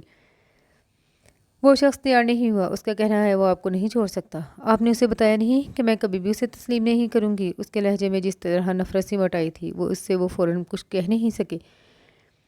بہت خاموشی سے اٹھ کر ٹیبل تک گئے، گلاس میں پانی ڈالا، لیکن پھر بغیر پیے ہی دوبارہ آ کر بیٹھ گئے۔ وہ کہنے لگی، جب آپ سے یہ مسئلہ حل نہیں ہوا تھا تو پھر آپ نے شادی کی حامی کیوں بھری؟ آپ کا مطلب میں انکار کر دیتا؟ ہاں، جتنی آسانی سے آپ ہاں کہہ رہی ہیں یہ اتنا آسان نہیں تھا سنجیدہ خانم، اس لیے کہ بات میری طرف سے شروع ہوئی تھی اور اس سٹیج پر پہنچ گئی کہ اگر میں انکار کر دیتا تو آپ کے والدین کو پریشانی ہوتی۔ وہ جذبز ہو کر ہاتھوں کی انگلیاں مروڑنے لگی تو انہیں اس پر رحم کی بجائے غصہ آنے لگا کہ وہ کیوں کٹھور ہے، کہ انہیں بھی بری طرح نظر انداز کر رہی ہے۔ پھر اب میں کیا کروں؟ وہ ان کے خاموش ہو جانے پر الجھ کر پوچھنے لگی تو وہ اٹھتے ہوئے چڑ کر بولے، آرام سے سو جائیں۔ جی؟ وہ ان کے انداز و لہجے پہ غور کرنے لگی اور بے خیالی میں نظریں بھی ان پر جمائے بیٹھی تھیں۔ تب انہیں کہنا پڑا، آپ کا بڑا مسئلہ یہ تھا کہ اس سارے قصے کی آپ کے والدین کو خبر نہیں ہونی چاہیے۔ تو اطمینان رکھیں، انہیں خبر نہیں ہوگی، اور مجھ پر اعتماد کیا ہے تو صبر کے ساتھ انتظار بھی کریں، سب ٹھیک ہو جائے گا۔ چلیے اب آپ سو جائیں، مزید اس مسئلے پر صبح بات کر لیں گے۔ پھر جاتے جاتے پلٹ کر بولے، البتہ آپ یہ فیصلہ ضرور کر لیجئے گا کہ کون سے نکاح کو قائم رکھنا چاہتی ہیں۔ میرے خدا! ان کے جاتے ہی اس نے دونوں ہاتھوں میں سر تھام لیا۔ عجیب آدمی ہیں، کہتے ہیں میں سو جاؤں، بھلا ان کی باتیں مجھے سونے دیں گی؟ پھر طویل سانس لے کر اٹھ کھڑی ہوئی۔ بہت دیر سے حلق خشک ہو رہا تھا، ٹیبل کے پاس جا کر پانی پیا، پھر آ کر لیٹی تو اثر نو ان ساری باتوں کو سوچنے لگی۔ اسے محسوس ہوا کہ ساری پریشانیوں کے باوجود اس کے اندر کہیں تھوڑا بہت اطمینان موجود ہے، اور یہ اطمینان ابتسام احمد کی ذات کا ہونے میں منت ہے۔ رات دیر سے سونے کے باعث صبح وہ معمول کے مطابق اٹھی۔ اور شاید نیند کی کمی کے باعث سر بوجھل ہو رہا تھا اور آنکھیں قدرے سرخی مائل۔ اس نے کھڑکی سے پردہ ہٹا کر دیکھا تو وہ لان میں چہل قدمی کرتے نظر آئے۔ گاؤن کی جیبوں میں ہاتھ ڈالے ان کا انداز سوچتا ہوا سا تھا۔ وہ اس وقت تو اس نے غور نہیں کیا، البتہ جب ان کے مقابل ناشتے کی ٹیبل پر بیٹھی تب ان کی غیر معمولی خاموشی کا نہ صرف احساس ہوا بلکہ اپنے آپ میں بڑا عجیب سا بھی محسوس کرنے لگی تھی۔ کچھ جھجکتے ہوئے سلائس کی پلیٹ ان کے سامنے رکھی، پھر چائے بنانے لگی۔ وہ کنکھیوں سے اس کا جائزہ لینے لگے اور کیونکہ خود ڈسٹرب تھے اس لیے اسے بھی چھیڑنے سے باز نہ رہ سکے۔ پھر کیا فیصلہ کیا آپ نے؟ کیسا فیصلہ؟ فوری طور پر واقعی اسے یاد نہیں ہے اور وہ سمجھے قصدن انجان بن گئی ہے۔ جب ہی بغور اسے دیکھنے لگے، صبح کے اجالے میں اس کا دھلا دھلایا چہرہ بلا کی سادگی لیے ہوئے تھا۔ تب انہیں کہنا پڑا، غالباً رات میں نے آپ سے کہا تھا کہ آپ کو ہم دونوں میں سے کسی ایک کو… ہاں، وہ ان کی پوری بات ہونے سے پہلے بول پڑی۔ مجھے اس سلسلے میں سوچنے کی ضرورت نہیں تھی کیونکہ فیصلہ تو اسی وقت اس نکاح سے پہلے ہی ہو گیا تھا اور میں اب بھی اس پر قائم ہوں۔ وہ کچھ دیر تک اس میں نظریں جمائے بیٹھے رہے، پھر بظاہر چائے کی طرف متوجہ ہوتے ہوئے بولے، آپ نے فیصلہ کر لیا؟ لیکن اگر اس شخص نے کوئی دعویٰ کر دیا جس کے نتیجے میں اگر ہمارے نکاح کو فسخ قرار دے دیا گیا تب ہونٹوں کی بے آواز جنبش کے ساتھ وہ چونک کر انہیں دیکھنے لگی اور پھر کتنی ہی دیر وہ اسی طرح بیٹھی رہی۔ پھر کچھ دیر پہلے وہ قدرے مطمئن سی تھی، اب وہ ان کی بات سے پل بھر میں سارا اطمینان چھین لیا تھا۔ آپ نے میری بات کا جواب نہیں دیا، انہوں نے کہا تو وہ جیسے ہوش میں آ گئی، سر جھٹک کر بولی، کیا ایسا بھی ہو سکتا ہے؟ بالکل، اگر وہ شخص اعلان یہ دعویٰ کر دے کہ آپ اس کی بیوی ہیں تو ہم کیا کر سکتے ہیں سوائے اس کے کہ آپ اس کے ساتھ روانہ ہو جائیں۔ وہ پتہ نہیں اسے ڈرا رہے تھے یا پھر ایک بار پھر اس بارے میں کچھ سننا چاہتے تھے۔ نہیں، وہ سر کو زور زور سے نفی میں ہلاتے ہوئے بولی، اس کے ساتھ جانے کا تو تصور بھی نہیں کر سکتی۔ اول تو میں اس نکاح کو تسلیم ہی نہیں کرتی، پھر بھی اگر اس کی کوئی اہمیت ہے جس کے زور پر وہ کوئی دعویٰ کرے گا تو بدلے میں بھی دعویٰ کر دوں گی اس سے فوری علیحدگی کا۔ قدرے توقف کے بعد کہنے لگی، یہ کام میں پہلے بھی کر سکتی تھی لیکن ایک تو حالات اجازت نہیں دیتے تھے، دوسرے کوئی میرے ساتھ نہیں تھا، اور اب تو ابتسام احمد آپ میرے ساتھ ہیں، آپ میری مدد کریں گے نا؟ انہوں نے ہلکی سی مسکراہٹ کے ساتھ اسبات میں سر ہلایا، پھر چائے کا کپ اٹھا کر ہونٹوں سے لگا لیا۔ ایک دو سیپ لینے کے بعد کہنے لگے، پہلے ناشتہ کر لیں، ٹھنڈا ہو رہا ہے۔ اس نے محض ان کی بات رکھنے کی خاطر سلائس کی پلیٹ اپنی طرف کھسکا لی، ورنہ کچھ بھی کھانے کو دل نہیں چاہ رہا تھا۔ انہوں نے بڑی عجلت میں چائے ختم کی اور کرسی کھسکا کر اٹھ کھڑے ہوئے، پھر اپنے کمرے کی طرف جاتے ہوئے اسے ڈھنگ سے ناشتہ کرنے کی تاکید کرتے گئے۔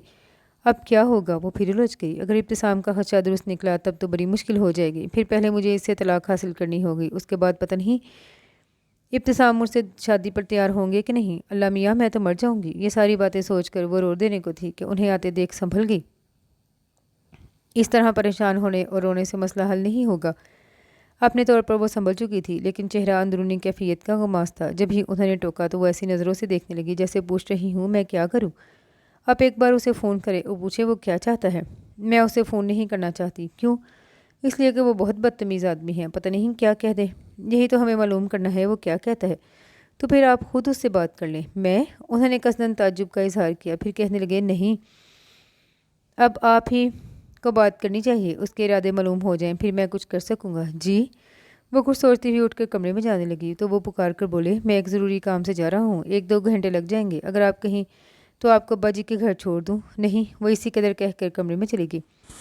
اپنے آپ کو عجیب مشکل میں محسوس کر رہی تھی۔ اسے یاد آیا آخری بار جب اس نے فون کیا تھا اور یہ پوچھا تھا وہ کب اسے اس بندھن سے نجات دلا رہے ہیں، تو جواب میں وہ کتنے اطمینان سے بولا تھا کبھی نہیں۔ اسے اب بھی اپنے آس پاس کبھی نہیں کی آوازیں سنائی دینے لگی تو وہ گھبرا کر اٹھ کھڑی ہوئی۔ مجھے ابھی اس سے بات کر لینی چاہیے، ابتسام بھی موجود نہیں ورنہ ان کے سامنے مشکل ہوگی، اس نے سوچا اور فون کرنے کی غرض سے کمرے سے نکلی ہی تھی کہ ابتسام کی بھابھی آ گئی۔ انہیں دیکھ کر وہ جزبوز تو ہوئی لیکن بظاہر مسکرا کر استقبال کیا۔ تم ایک رات کی دلہن کن کاموں میں الجھی ہو؟ وہ اسے گلے لگا کر پیار کرتے ہوئے بولی۔ کام تو کوئی نہیں ہے۔ وہ ان کے ساتھ چلتی ہوئی لاؤنج میں آ بیٹھی تو وہ ادھر ادھر دیکھتے ہوئے بولی ابتسام کہاں ہے؟ وہ کسی ضروری کام سے نکلے ہیں۔ اس کے ضروری کام تو ختم نہیں ہوں گے، اور ہاں فون پر اس نے بتایا ہے کہ ولیمے کی تقریب ملتوی کر دی ہے۔ جی؟ کیوں؟ ان کی ایک ہی تو بہن ہے، ان کا کہنا ہے اس کے آنے پر کوئی تقریب کر لیں گے۔ اسے ابتسام نے کہا تھا، اس نے وہی کہہ دیا۔ یہ کیا بات ہوئی بھلا؟ 2-3 مہینے بعد آئے گی تو کیا اس وقت ولیمہ ہوگا؟ ولیمہ نہیں، بس کوئی بہانہ ہو جائے گا۔ پھر اس موضوع سے ہٹنے کی خاطر بولی آپ چائے پئیں گی یا؟ نہیں بھائی، میں ابھی ناشتہ کر کے آ رہی ہوں، بلکہ میں تو یہ دیکھنے آئی تھی تم لوگوں نے بھی ناشتہ کیا یا نہیں۔ جی کر لیا۔ اور یہ تم نے کیا حلیہ بنا رکھا ہے؟ اگر اس وقت تمہارے میکے سے کوئی آ جائے تو کیا کہے؟ وہ اس کے سادہ کپڑوں کو تنقیدی نظروں سے دیکھتے ہوئے بولی تو اس نے خاموش رہنا مناسب سمجھا۔ چلو میں تمہارے لیے کوئی دوسرا سوٹ نکال دیتی ہوں۔ ابھی نہیں بھابھی، شام میں پہن لوں گی۔ اس نے بڑی مشکل سے انہیں روکا، پھر وہ ادھر ادھر کی باتیں لے کر بیٹھ گئی تو اسے الجھن ہونے لگی۔ بار بار ان کی نظر بچا کر گھڑی کی طرف دیکھتی۔ ابتسام کو گئے ہوئے 1 گھنٹے سے زیادہ ہو گیا تھا اور وہ چاہتی تھی ان کے آنے سے پہلے ندا کے بھائی کو فون کر لے، لیکن بھابھی جیسے فراغت سے آ بیٹھی تھی۔ عام حالات میں تو وہ ان کے خلوص کی معترف ہوتی، لیکن اب کیونکہ وہ اپنے مسئلے میں الجھی ہوئی تھی اس لیے ان کا جم کر بیٹھنا ناگوار گزر رہا تھا۔ پھر بھی کوشش یہی تھی کہ ناگواری یا بیزاری ظاہر نہ ہو، اور وہ اپنی کوشش میں کامیاب بھی تھی، لیکن دھیان سے ان کی باتیں سن نہیں پا رہی تھی۔ کسی وقت وہ اپنی کسی بات کا جواب مانگتی تب وہ ہم کو کی طرح دیکھنے لگتی، پھر آخر جارت مٹانے کو یوں ہی سر ہلانے لگتی۔ تم وہ کچھ تھکی ہوئی لگ رہی ہو، میرا خیال ہے نیند پوری نہیں ہوئی۔ آخر وہ خود ہی سمجھ کے کہنے لگی نہیں بس۔ اس نے جھیم کر سر جھکا لیا۔ ابتسام نے بھی صبح جلدی اٹھا دیا ہوگا، وہ تو ایسا ہی ہے، دنیا ادھر کی ادھر ہو جائے اس کی روٹین چینج نہیں ہو سکتی۔ پھر اٹھتے ہوئے بولی میں چلتی ہوں، ابتسام سے کہنا شام میں تمہیں لے کر میری طرف آئے۔ جی لیکن آپ جا کیوں رہی ہیں؟ بیٹھیے نا، ابتسام بھی آتے ہوں گے۔ اس نے ہلا کر روکا، نہیں اب بس میں چلوں گی۔ وہ انہیں چھوڑنے باہر تک گئی، پھر واپسی میں ٹیلی فون سیٹ اپنے کمرے میں اٹھا لی اور جلدی جلدی نمبر ڈائل کرنے لگی۔ امید تو نہیں تھی کہ ندا کے بھائی گھر پر ہوں گے، پھر بھی اس نے سوچا وہ آئندہ کے لیے میسیج دے دے گی۔ دوسری طرف مسلسل بیل جا رہی تھی، وہ انتظار کرنے لگی۔ پھر جیسے ہی کسی نے ریسیور اٹھایا بڑی اجلت میں بول پڑی ندا کے بھائی ہوں گے؟ شاید وہ ملازم تھا، اس نے بتایا کہ وہ دفتر گئے ہیں تو اس نے دفتر کا نمبر پوچھا۔ اس نے ہولڈ کرنے کو کہا اور پھر کچھ دیر بعد دفتر کا نمبر بتا دیا تو اس نے فون دفتر میں لایا۔ ہیلو، کون؟ سنجیدہ خانم، لہجے میں قدرے بے یقینی کے ساتھ اشتیاق بھی تھا، اور وہ اس کے فوراً پہچان لینے پر دل ہی دل میں قائل ہوتے ہوئے بولی جی میں ہی ہوں، کہیے اتنے دنوں بعد کیسے ہماری یاد آئی؟ وہ یوں بولا جیسے اس سے بڑی اچھی دوستی ہو۔ مجھے ندا کا فون نمبر چاہیے۔ وہ اچانک اس سے بات کرنے کا ارادہ ترک کر گئی۔ خیریت؟ کیا میری شکایت کریں گی؟ میرے پاس ایسی فضول باتوں کے لیے وقت نہیں ہے، بس آپ نمبر دیں۔ وہ تیکھے لہجے میں بولی ابھی لیجیے۔ وہ نمبر بولنے لگا اور وہ جلدی جلدی نوٹ کرنے لگی۔ اور کوئی حکم؟ جی نہیں شکریہ۔ وہ فون رکھنے لگی تو وہ بول پڑا ایک بات تو بتائیے، میں بارات لے کر کب آؤں؟ Shut up. وہ تقریباً چیخی اور ریسیور پٹخ دیا۔ اسے بے حد غصہ آ رہا تھا، دل چاہ رہا تھا سامنے جا کر اس کا منہ نوچ لے، لیکن اتنے اطمینان سے بات کرتا تھا، ذرا سی بھی احساس نہیں تھا کہ وہ کتنی مشکل میں ہے۔ دل ہی دل میں اسے بے شمار گالیاں دیتی ہوئی اٹھی تو پہلے فون سیٹ لے کر جا کر لابی میں رکھا، پھر کچن میں آ کر خان سامہ سے دوپہر کے کھانے کے بارے میں پوچھنے لگی۔ अगले के दिन निदा को फ़ोन करने की कोशिश में सर्फ हो गई। उसका नंबर मिल के नहीं दे रहा था और अब तो उसे इब्तिसाम अहमद के सामने बेहद खजलत महसूस होने लगी, क्योंकि वो दिन में एक बार संजीदगी से उससे पूछते थे, निदा से बात की आपने?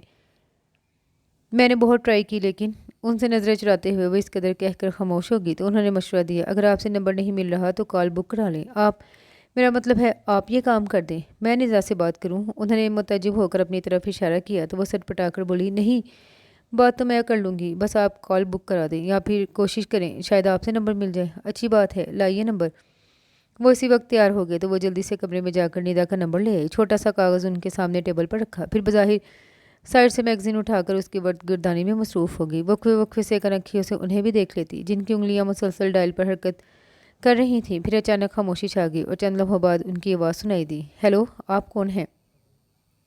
वो मैगज़ीन रखकर पूरी तरह उनकी तरफ मुतवज्जा हो गई। वो कह रहे थे, निदा से कहिए पाकिस्तान से उनकी कॉल है, संजीदा खानम बात करेंगी। फिर इशारे से उसे करीब बुलाकर रिसीवर उसे थमा दिया और खुद उठ खड़े हुए, हेलो, कौन? सज्जी? निदा खनकती हुई आवाज़ में पूछ रही थी। उन्होंने फ़ौरन जवाब नहीं दिया। जब इब्तिसाम वहाँ से चले गए तब गिरने के अंदाज में सोफे पर बैठते हुए बोली, हाँ मैं हूँ, कैसी हो सजी? बल्कि अब तो तुम्हें भाभी कहना चाहिए, निदा शोखी से बोली तो वो दबी दबी आवाज़ में चीखी, क्या? फिर दांत पीसते हुए बोली, खबरदार, जो मुझे भाभी कहा। क्यों, तुम्हें पसंद नहीं है क्या? ये मजाक छोड़ो निदा और मुझे बताओ कि तुम्हारा भाई क्या चाहता है? मेरे भाई तुम्हें अपनाना चाहते हैं और वो ये नामुमकिन है। वो फ़ौरन बोल पड़ी, और सुनो निदा, तुम लोग मेरे साथ अच्छा नहीं कर रहे। अगर मुझे मालूम होता तुम और तुम्हारा भाई मुझे धोखा दोगे तो मैं कभी तुम्हारे घर आती भी ना। हमने तुम्हें धोखा नहीं दिया सजी, तुम समझने की कोशिश करो। मैं सब समझ चुकी हूँ कि तुम कभी भी मेरी दोस्त नहीं थी। कैसी बातें करती हो? ठीक कह रही हूँ मैं। अगर दोस्ती का दावा है तो अपने भाई से कहो मेरी मजबूरी से फ़ायदा ना उठाए। जो बात अव्वल रोज़ तुमने और तुम्हारी कज़न ने तय की थी उस पर फ़ौरन अमल करो, वरना मुझे मजबूरन कोर्ट में जाना रुजू करना पड़ेगा। मेरी बात सुनो सजी। निदा ने नासहाना अंदाज़ इख्तियार किया। इस वक्त हालात ही ऐसे थे, हमारी अकल बिल्कुल काम नहीं कर रही थी। तुम्हारे रोने धोने और डरने से हम उसके अलावा और कुछ सोच भी नहीं सके, और अब तुम्हारे बारे में सोचकर मैं इस नतीजे पर पहुंची हूँ कि इस बंधन को तोड़ने की बजाय मजबूत कर लेना चाहिए। वैसे भी भाईजान का कहना है उन्हें जिस लड़की की तलाश थी वो तुम हो। खुदा के लिए निदा, वो सचमुच चीख पड़ी, ऐसी बातें मत करो। पता भी है अब मेरी शादी हो चुकी है। क्या? निदा के मुंह से भी चीख नमा आवाज़ निकली। हाँ, इब्तिसाम अहमद मेरे शोहर हैं। मैंने अव्वल रोज़ ही उन्हें सारी बात बता दी, और अल्लाह का शुक्र है उन्होंने ना सिर्फ संजीदगी से मेरी बात सुनी बल्कि अब मुझे मौका भी दे रहे हैं कि मैं तुम्हारे भाई से छुटकारा हासिल कर लूँ, वरना उनकी जगह कोई और होता तो इसी वक्त खड़े खड़े मुझे अपने घर से निकाल देता। कदर तवक्कुफ़ के बाद कहने लगी, अब मैं अकेली नहीं हूँ, इब्तिसाम मेरे साथ हैं। अव्वल तो हम ये चाहते हैं कि बात से ये मसला हल हो जाए, वरना हमें दूसरा रास्ता इख्तियार करना पड़ेगा। लेकिन सजी, वो उसकी बात सुने बगैर बोल पड़ी, मेरा नंबर लिख लो और अपने भाई से बात करके जल्दी मुझे बताओ कि वो क्या कहता है। फिर नंबर बताने लगी, तुमने मेरे भाईजान से बात की थी? निदा नंबर नोट करने के बाद पूछने लगी, हाँ, एक बार नहीं कई बार। और माफ़ करना निदा, तुम्हारे भाईजान बहुत बदतमीज़ हैं, उन्हें मेरी मजबूरी का ज़रा भी एहसास नहीं। नहीं, ऐसी बात नहीं है। निदा सफाई में कुछ कहना चाहती थी कि लेकिन उसने खुदा हाफिज़ कहकर फ़ोन बंद कर दिया। फिर इससे पहले कि इब्तिसाम उसकी तरफ आते वो उठकर अपने कमरे में आ गई। इस वक्त वो उनका सामना नहीं करना चाहती थी, क्योंकि जानती थी वो पूछेंगे निदा से क्या बात हुई, और निदा ने खुद उसे कोई हौसला अफजा जवाब नहीं दिया था तो वो उन्हें क्या बताती। उसे निदा पर गुस्सा भी आ रहा था और अपने भाई की तरफदारी करने लगी थी। बहरहाल इस बार उसे ज़्यादा इंतज़ार नहीं करना पड़ा। 2 दिन के बाद ही निदा का फ़ोन आ गया या खत आ गया, जिसकी वो शिद्दत से मुंतज़िर थी। उसके कुछ पूछने से पहले ही वो कहने लगी, सुनो, मैंने अपने भाईजान से बात की है। वो किसी तरह भी तुम्हें छोड़ने पर आमादा नहीं है। उसका दिल तो चाहा उसे बेनक़्स सुनाई, लेकिन अपने गुस्से पर काबू पाते हुए बोली, तुमने उन्हें बताया नहीं कि मेरी शादी हो चुकी है? बताया था। इस पर तो वो बहुत ही खफा हो रहे थे, कह रहे थे मेरे निकाह में होते हुए वो किसी और से शादी नहीं कर सकती, और ये भी कहा कि मैं इस पर तो नहीं, इसके मियाँ पर दावा कर दूंगा कि। बस करो निदा, उसने फ़ौरन टोक दिया। जिस बात का डर था वही हो रही थी। अब बताओ मैं क्या करूं? निदा पूछने लगी। तुम क्या कर सकती हो? अब तो जो करना होगा मैं खुद ही करूंगी, उसने तलखी से कहकर सिलसिला मुनक़ता कर दिया। फिर इधर वो तो ये सोच सोच कर पागल हुई जा रही थी कि अब उसे क्या करना चाहिए। उधर इब्तिसाम इत्मीनान से फ़ोन पर निदा से बात कर रहे थे। निदा उन्हें उसके साथ होने वाली गुफ्तगू सुनाने के बाद कहने लगी, बस करे भाई, वो बहुत परेशान लग रही थी, अब ख़त्म करें ये ड्रामा। तुम इसे ड्रामा कहती हो? बाखुदा मेरा उसे तंग करने का कोई प्रोग्राम नहीं था। वो तो उसके मुंह से नफ़रत अंगेज़ कलमात सुनकर मुझे अपना आप छुपाना पड़ा, वरना मैं उसी वक्त बता देता मैं कौन हूँ। बहरहाल मेरे आने से पहले ही आप सब ठीक ठाक कर ले, वरना वो मुझसे बहुत लड़ेगी। मैं कोशिश करूँगी कि उसे आते देख। उन्होंने बात वहीं अधूरी छोड़ दी और जल्दी से खुदा हाफिज़ कहकर रिसीवर रख दिया। फिर उसके करीब आने पर बगौर उसे देखते हुए बोले, क्या बात है, कुछ परेशान है? हाँ, उसने साफ गोई से इतराफ़ किया। फिर कदरे तकल्लुफ़ से सोफ़े पर बैठते हुए बोली, मैं निदा से बात कर चुकी हूँ। मेरा ख्याल है वो अपने भाई को समझाने में नाकाम है। फिर वो सवालिया नज़रों से देखने लगे तो वो जो अपने तौर पर इस मसले का हल सोच चुकी थी अब उसके मुताबिक कहने लगी, आप मुझे कुछ दिनों के लिए अम्मा के घर छोड़ दें। क्यों? वो ठटके। क्योंकि मैं समझती हूँ मेरा यहाँ रहना मुनासिब नहीं। इसलिए अभी तो ये भी मालूम हुआ कि मेरी ये भी मालूम नहीं हुआ कि मेरी आपके साथ शादी सही है या नहीं। बस आप मुझे अम्मा के घर जाने दें।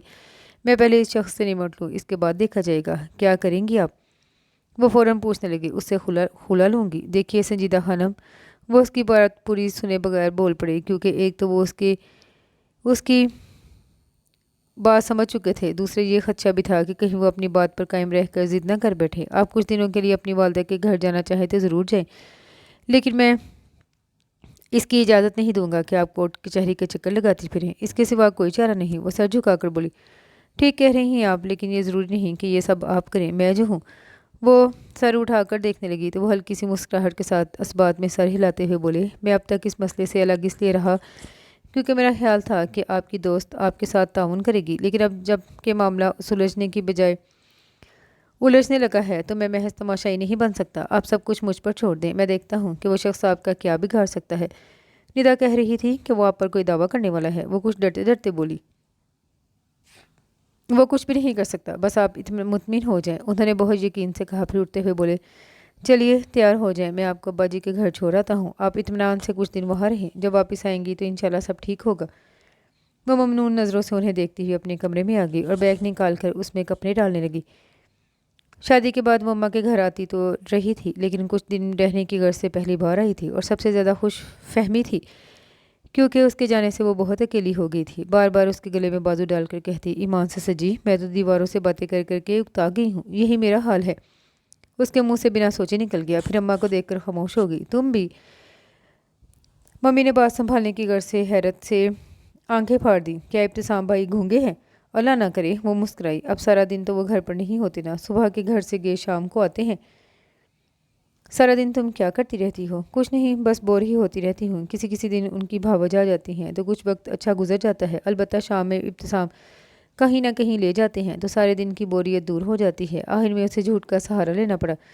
चलो, तुम्हारी बोरियत दूर तो होती है, जबकि यहाँ तो अब तक वही आलम है। एक दिन अब्बा जी से कहा, मुझे तुम्हारे हाल ले चुके, तो बिगड़ को बोले, क्या ज़रूरत है, तुम वहाँ जाकर क्या करोगी? सजी से मिलने को दिल चाह रहा है तो वो खुद चक्कर लगाया जाएगी।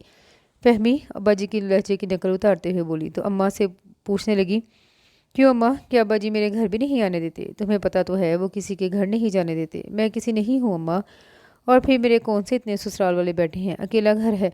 अगर फहमी आ जाएगी तो कौन सी क़यामत आ जाएगी? वो तासुब भरे लहजे में बोली तो अम्मा को कहना पड़ा, ये बात नहीं है। अब तुम्हारे अब्बा जी सुबह के गए शाम को आते हैं, इसके बाद इनमें इतनी हिम्मत नहीं होती कि उसे कहीं ले जाएं। उसका दिल चाहा कह दे आप ले आया करें, लेकिन फिर कुछ सोचकर खामोश रही। अलबत्ता फहमी मुँह ही मुँह में बड़बड़ाने लगी और जब अम्मा उठ गई तब फ़ौरन सरगोशी में पूछने लगी, और सजी उसका क्या हुआ? अभी तक तो मामला वहीं अटका हुआ है। वो मायूसी से बोली, इब्तिसाम भाई क्या कहते हैं? अब तक तो उन्होंने मुझे मुझ पर छोड़ा हुआ था। मैंने निदा से फ़ोन पर बात की, लेकिन वो भी अपने भाई की तरह निकली। तब इब्तिसाम कहने लगे, अब वो खुद देख लेंगे, देखो क्या करते हैं। निदा ऐसी लगती तो नहीं थी, और मुझे तो लगता है उसने शुरू से ही तुम्हारे खिलाफ कोई साजिश कर रखी थी, पता नहीं। फिर अम्मा को आते देखकर फहमी को इशारा करते हुए मौजू बदल दिया। अगले दिन शाम में इब्तिसाम आए। कुछ देर अब्बा जी के पास बैठे इधर उधर की बातें करते रहे। वो चाय लेकर गई तो उससे कहने लगे, कहीं आउटिंग के लिए चलेंगी? वो अभी जवाब नहीं दे पाई थी कि कहने लगे, मैं चाय पी लूँ फिर चलते हैं, फहमी को भी साथ ले लीजिएगा। वो इजाज़त तलब नज़रों से अब्बा जी की तरफ देखने लगी तो गालबन उन्हें इब्तिसाम की वजह से कहना पड़ा, हाँ हाँ ले जाओ फहमी को भी। उसने किचन में आकर फहमी को बताया तो वो उछल पड़ी, सच कह रही हो? हाँ, एक बार फिर पूछा। मेरा ख्याल है तुम्हें सुनने में गलती हुई होगी। पागल मत बनो। वो खाम खा चिढ़ गई। चलना है तो चलो, वरना साफ मना कर दो। अरे वाह, मैं क्यों मना करूँगी? ज़िंदगी में पहली बार तो अब्बा जी मेहरबान हुए हैं। फहमी फ़ौरन तैयार होने चली गई। एक बार फिर मुझ पर भी मेहरबान हुए थे, उसने सोचा, और उसे निदा की शादी याद आई। फिर जो कुछ उसके साथ हुआ था। क्या बात है, चलना नहीं है? वो अभी तक उसी दिन को सोच रही थी کہ ابتسام کی آواز پر چونک کر انہیں دیکھنے لگی، کیونکہ ذہن میں ابھی تک اس واقعے کی گرفت میں تھا، اس لیے بے خیالی میں ان پر نظریں جمائی کھڑی رہی۔ کوئی پرابلم ہے؟ وہ براہ راست اس کی آنکھوں میں دیکھتے ہوئے پوچھنے لگے۔ نہیں نہیں نہیں کی صورت گہری سانس لی، پھر ان کے پیچھے نظریں دراتے ہوئے بولی، پتہ نہیں فہمی کہاں رہ گئی، ٹھہریے میں دیکھتی ہوں۔ وہ کچن سے نکلنے لگی کہ وہ دروازے میں راستہ روک کر کھڑے ہو گئے، گو کہ قصدن دیوار بنے تھے، لیکن جیب سے سگریٹ نکالتے ہوئے انجان بن کر بولے، یہاں ماچس ہوگی؟ ہاں۔ وہ فوراً پلٹی اور ریک پر سے ماچس اٹھا کر ان کی طرف بڑھا دی، جسے لے کر انہوں نے سگریٹ سلگایا، پھر اس کی طرف دیکھ کر بولے، اگر آپ یہاں کبھی اسی طرح پریشان رہیں تو مجبوراً مجھے اسی وقت آپ کو گھر لے کر جانا پڑے گا۔ وہ کچھ کہنا چاہتی تھی، بلکہ ان سے پوچھنا چاہتی تھی کہ انہوں نے اس سلسلے میں کیا کیا کہ فہمی کے آنے سے خاموش ہو رہی، اور وہ فہمی کو دیکھ کر بولے، چلیں جی۔ فہمی نے انہیں راستہ دیا، پھر اس کے ساتھ چلنے لگی۔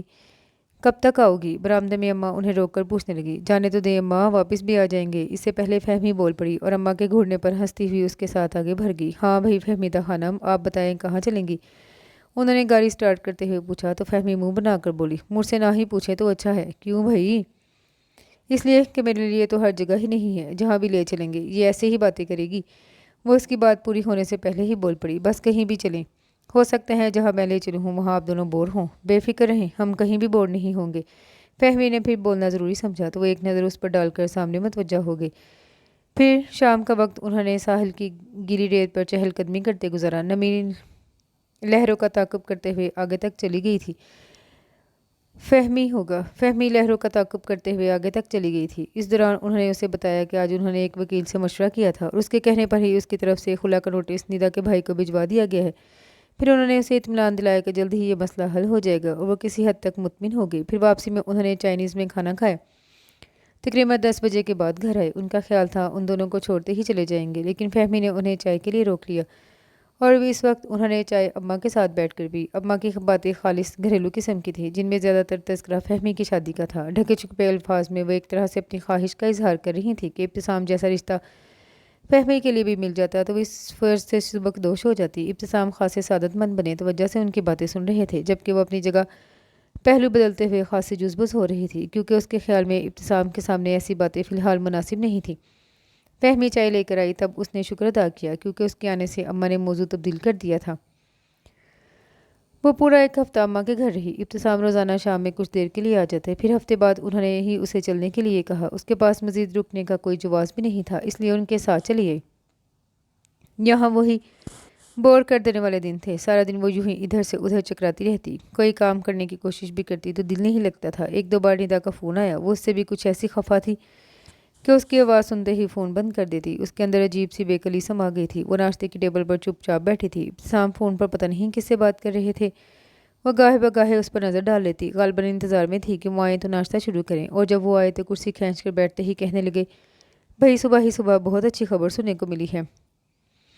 اس نے سوالیہ نظروں سے دیکھا تو کہنے لگے، ماں بدولت ماموں جان بن گئے ہیں۔ اچھا کیا ہوا ہے؟ وہ بے اختیار پوچھ بیٹھی۔ بیٹا اور بیبی کیسی ہے؟ وہ ندا کو بیبی کہتے تھے۔ ٹھیک ہے، اور اب انشاءاللہ وہ 1 ڈیڑھ مہینے تک یہاں آئے گی، تو آپ کی ساری بوریت دور ہو جائے گی۔ بہت باتونی ہے وہ۔ اچھا۔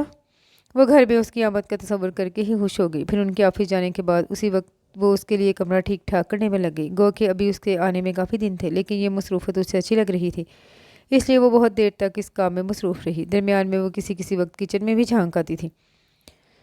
دوپہر تک وہ کمرے کو پوری طرح سیٹ کر کے فارغ ہو گئی، پھر شاور لے کر اس کے بعد کھانا کھایا، اور کچھ دیر سونے کی غرض سے کمرے کی طرف جا رہی تھی کہ فون کی بیل سن کر لابی میں آ گئی۔ ہیلو۔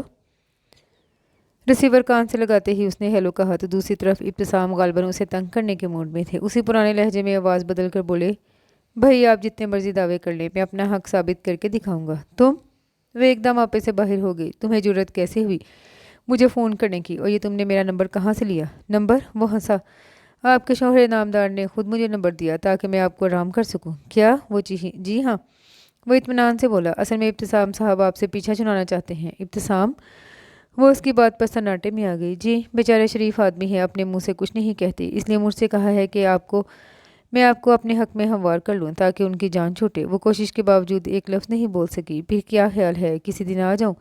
اسے اپنا آپ انتہائی ہلکا لگا، آنکھیں ایک پل میں جل تھل ہو کر برسنے لگی، اور وہ کہہ رہا تھا، यकीन करें मैं इतना बुरा नहीं हूँ जितना आपने समझ लिया है। माशरे में मेरा एक मकाम है, आपको एक अच्छी ज़िंदगी दे सकता हूँ।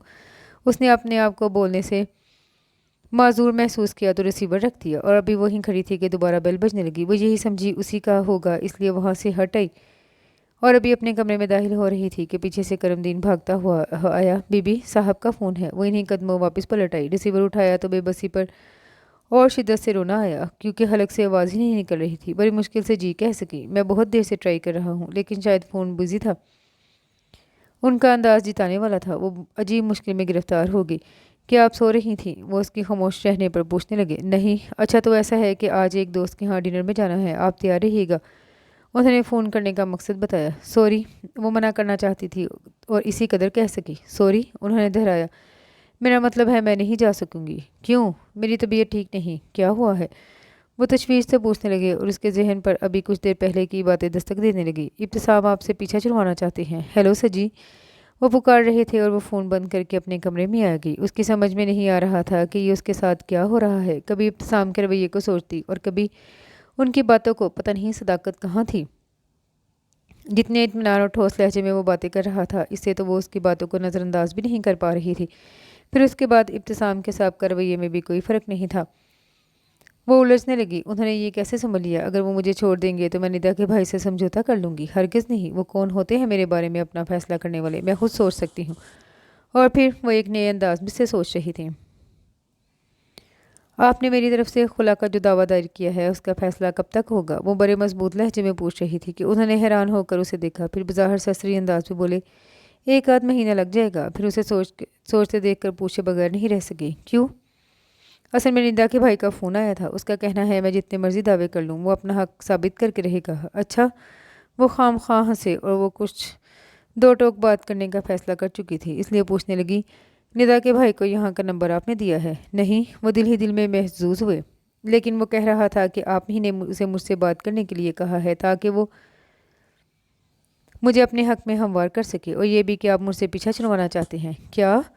उन्होंने हैरत का मुजाहरा किया और वह परवाह न करते हुए कहने लगी, अगर ऐसी बात है इब्तिसाम अहमद तो आपको बराह रास्त मुझसे बात करनी चाहिए थी। उस लोफर आदमी को क्यों मेरे पीछे लगा दिया? मैंने ऐसा नहीं किया, बल्कि मेरी तो कभी उससे मुलाकात ही नहीं हुई। उसके बदले तेवर देखकर उन्हें अपनी सफाई पेश करने लगी। हो सकता है आप सच कह रही हों, फिर भी अब मैं यहाँ नहीं रह सकती। उसने बड़े आराम से अपना फैसला सुना दिया, जबकि वो सटपटा गई। क्या मतलब है आपका? मैं सिर्फ अब्बा जी के डर से कठपुतली बनने लगी। हालांकि मुझे उसी रोज़ उन्हें सारी बात बता देनी चाहिए थी। ज़्यादा से ज़्यादा यही होता ना कि वो डांटते। इसके बाद ये सिर्फ मेरा मसला तो ना रहता। अब्बा जी जो मुनासिब समझते करते, और अब मैंने यही सोचा है कि मैं अम्मा जी और अब्बा जी को सारी सूरत हाल से आगाह कर दूंगी। और मुझे यकीन है इन हालात में वो मेरा यहाँ रहना पसंद नहीं करेंगे। बेवकूफ़ी की बातें मत करें। उनका उलझना फितरी अमर था। अब जबकि हालात ठीक होने जा रहे हैं तो आप ऐसी बातें कर रही हैं। मुझे हालात किसी तरह भी ठीक होते नज़र नहीं आ रहे। आपको क्या पता, अब इतनी भी नादान नहीं हूँ मैं। बस आप मुझे जाने दें। मैं फिर वही कहूँगा, अगर यूं ही कुछ दिनों के लिए जाना चाहती हैं तो ज़रूर जाएं, लेकिन नहीं, मैं यूं ही नहीं जाऊंगी। वो फ़ौरन बोल पड़ी। फिर? मैंने तय कर लिया है, अब मेरा मसला अब्बा जी ही हल करेंगे। इसके बाद अपने बारे में फ़ैसला मैं खुद करूँगी। वो हतमी अंदाज में बोली तो वो कितनी देर उसकी तरफ देखते रहे। असल में समझ नहीं आ रहा था उसे उसके इरादे से कैसे बाज रखें। फिर सोच कर बोले, संजीदा खानम, अब ये सिर्फ आपका मसला नहीं रहा। आप जो अब्बा जी से बात करने का कह रही हैं तो ये भी सोचा है कि इसके बाद मेरी पोजीशन कितनी ऑकवर्ड हो जाएगी? क्या ये सवाल नहीं उठेगा मैंने किस हैसियत से आपको अपने घर में रखा? आई एम सॉरी खातून, मैं इन बातों को बर्दाश्त नहीं कर सकूंगा। फिर मैं क्या करूं? वो जिद होकर बोली। बस कुछ दिन इंतज़ार करें। उसके साथ ही वो खफकी भरा अंदाज लिए उठकर अपने कमरे में चले गए। तो इस वक्त को कोसने लगी जब निदा की शादी में गई थी। फिर कितने बहुत सारे दिन गुजर गए। उस दिन के बाद से इब्तिसाम कुछ उखरे उखरे से रहने लगे थे। बात भी ज़रूरत के तहत करते, बल्कि जब तक घर में होते ज़्यादातर अपने कमरे में ही रहते थे। बस सुबह नाश्ते में रही बाकायदगी से सामना होता था। रात का खाना या तो खाकर आते या अगर जल्दी भी आ जाते तो मना कर देते थे। ये सूरत हाल उसे और परेशान कर रही थी क्योंकि इस घर में अपना वजूद बेमानी सा लगने लगा था। किसी किसी वक्त उसका दिल चाहता वो चुपचाप यहाँ से निकल कर किसी ऐसी जगह चली जाए जहाँ कभी कोई इस हद तक ना पहुँच सके।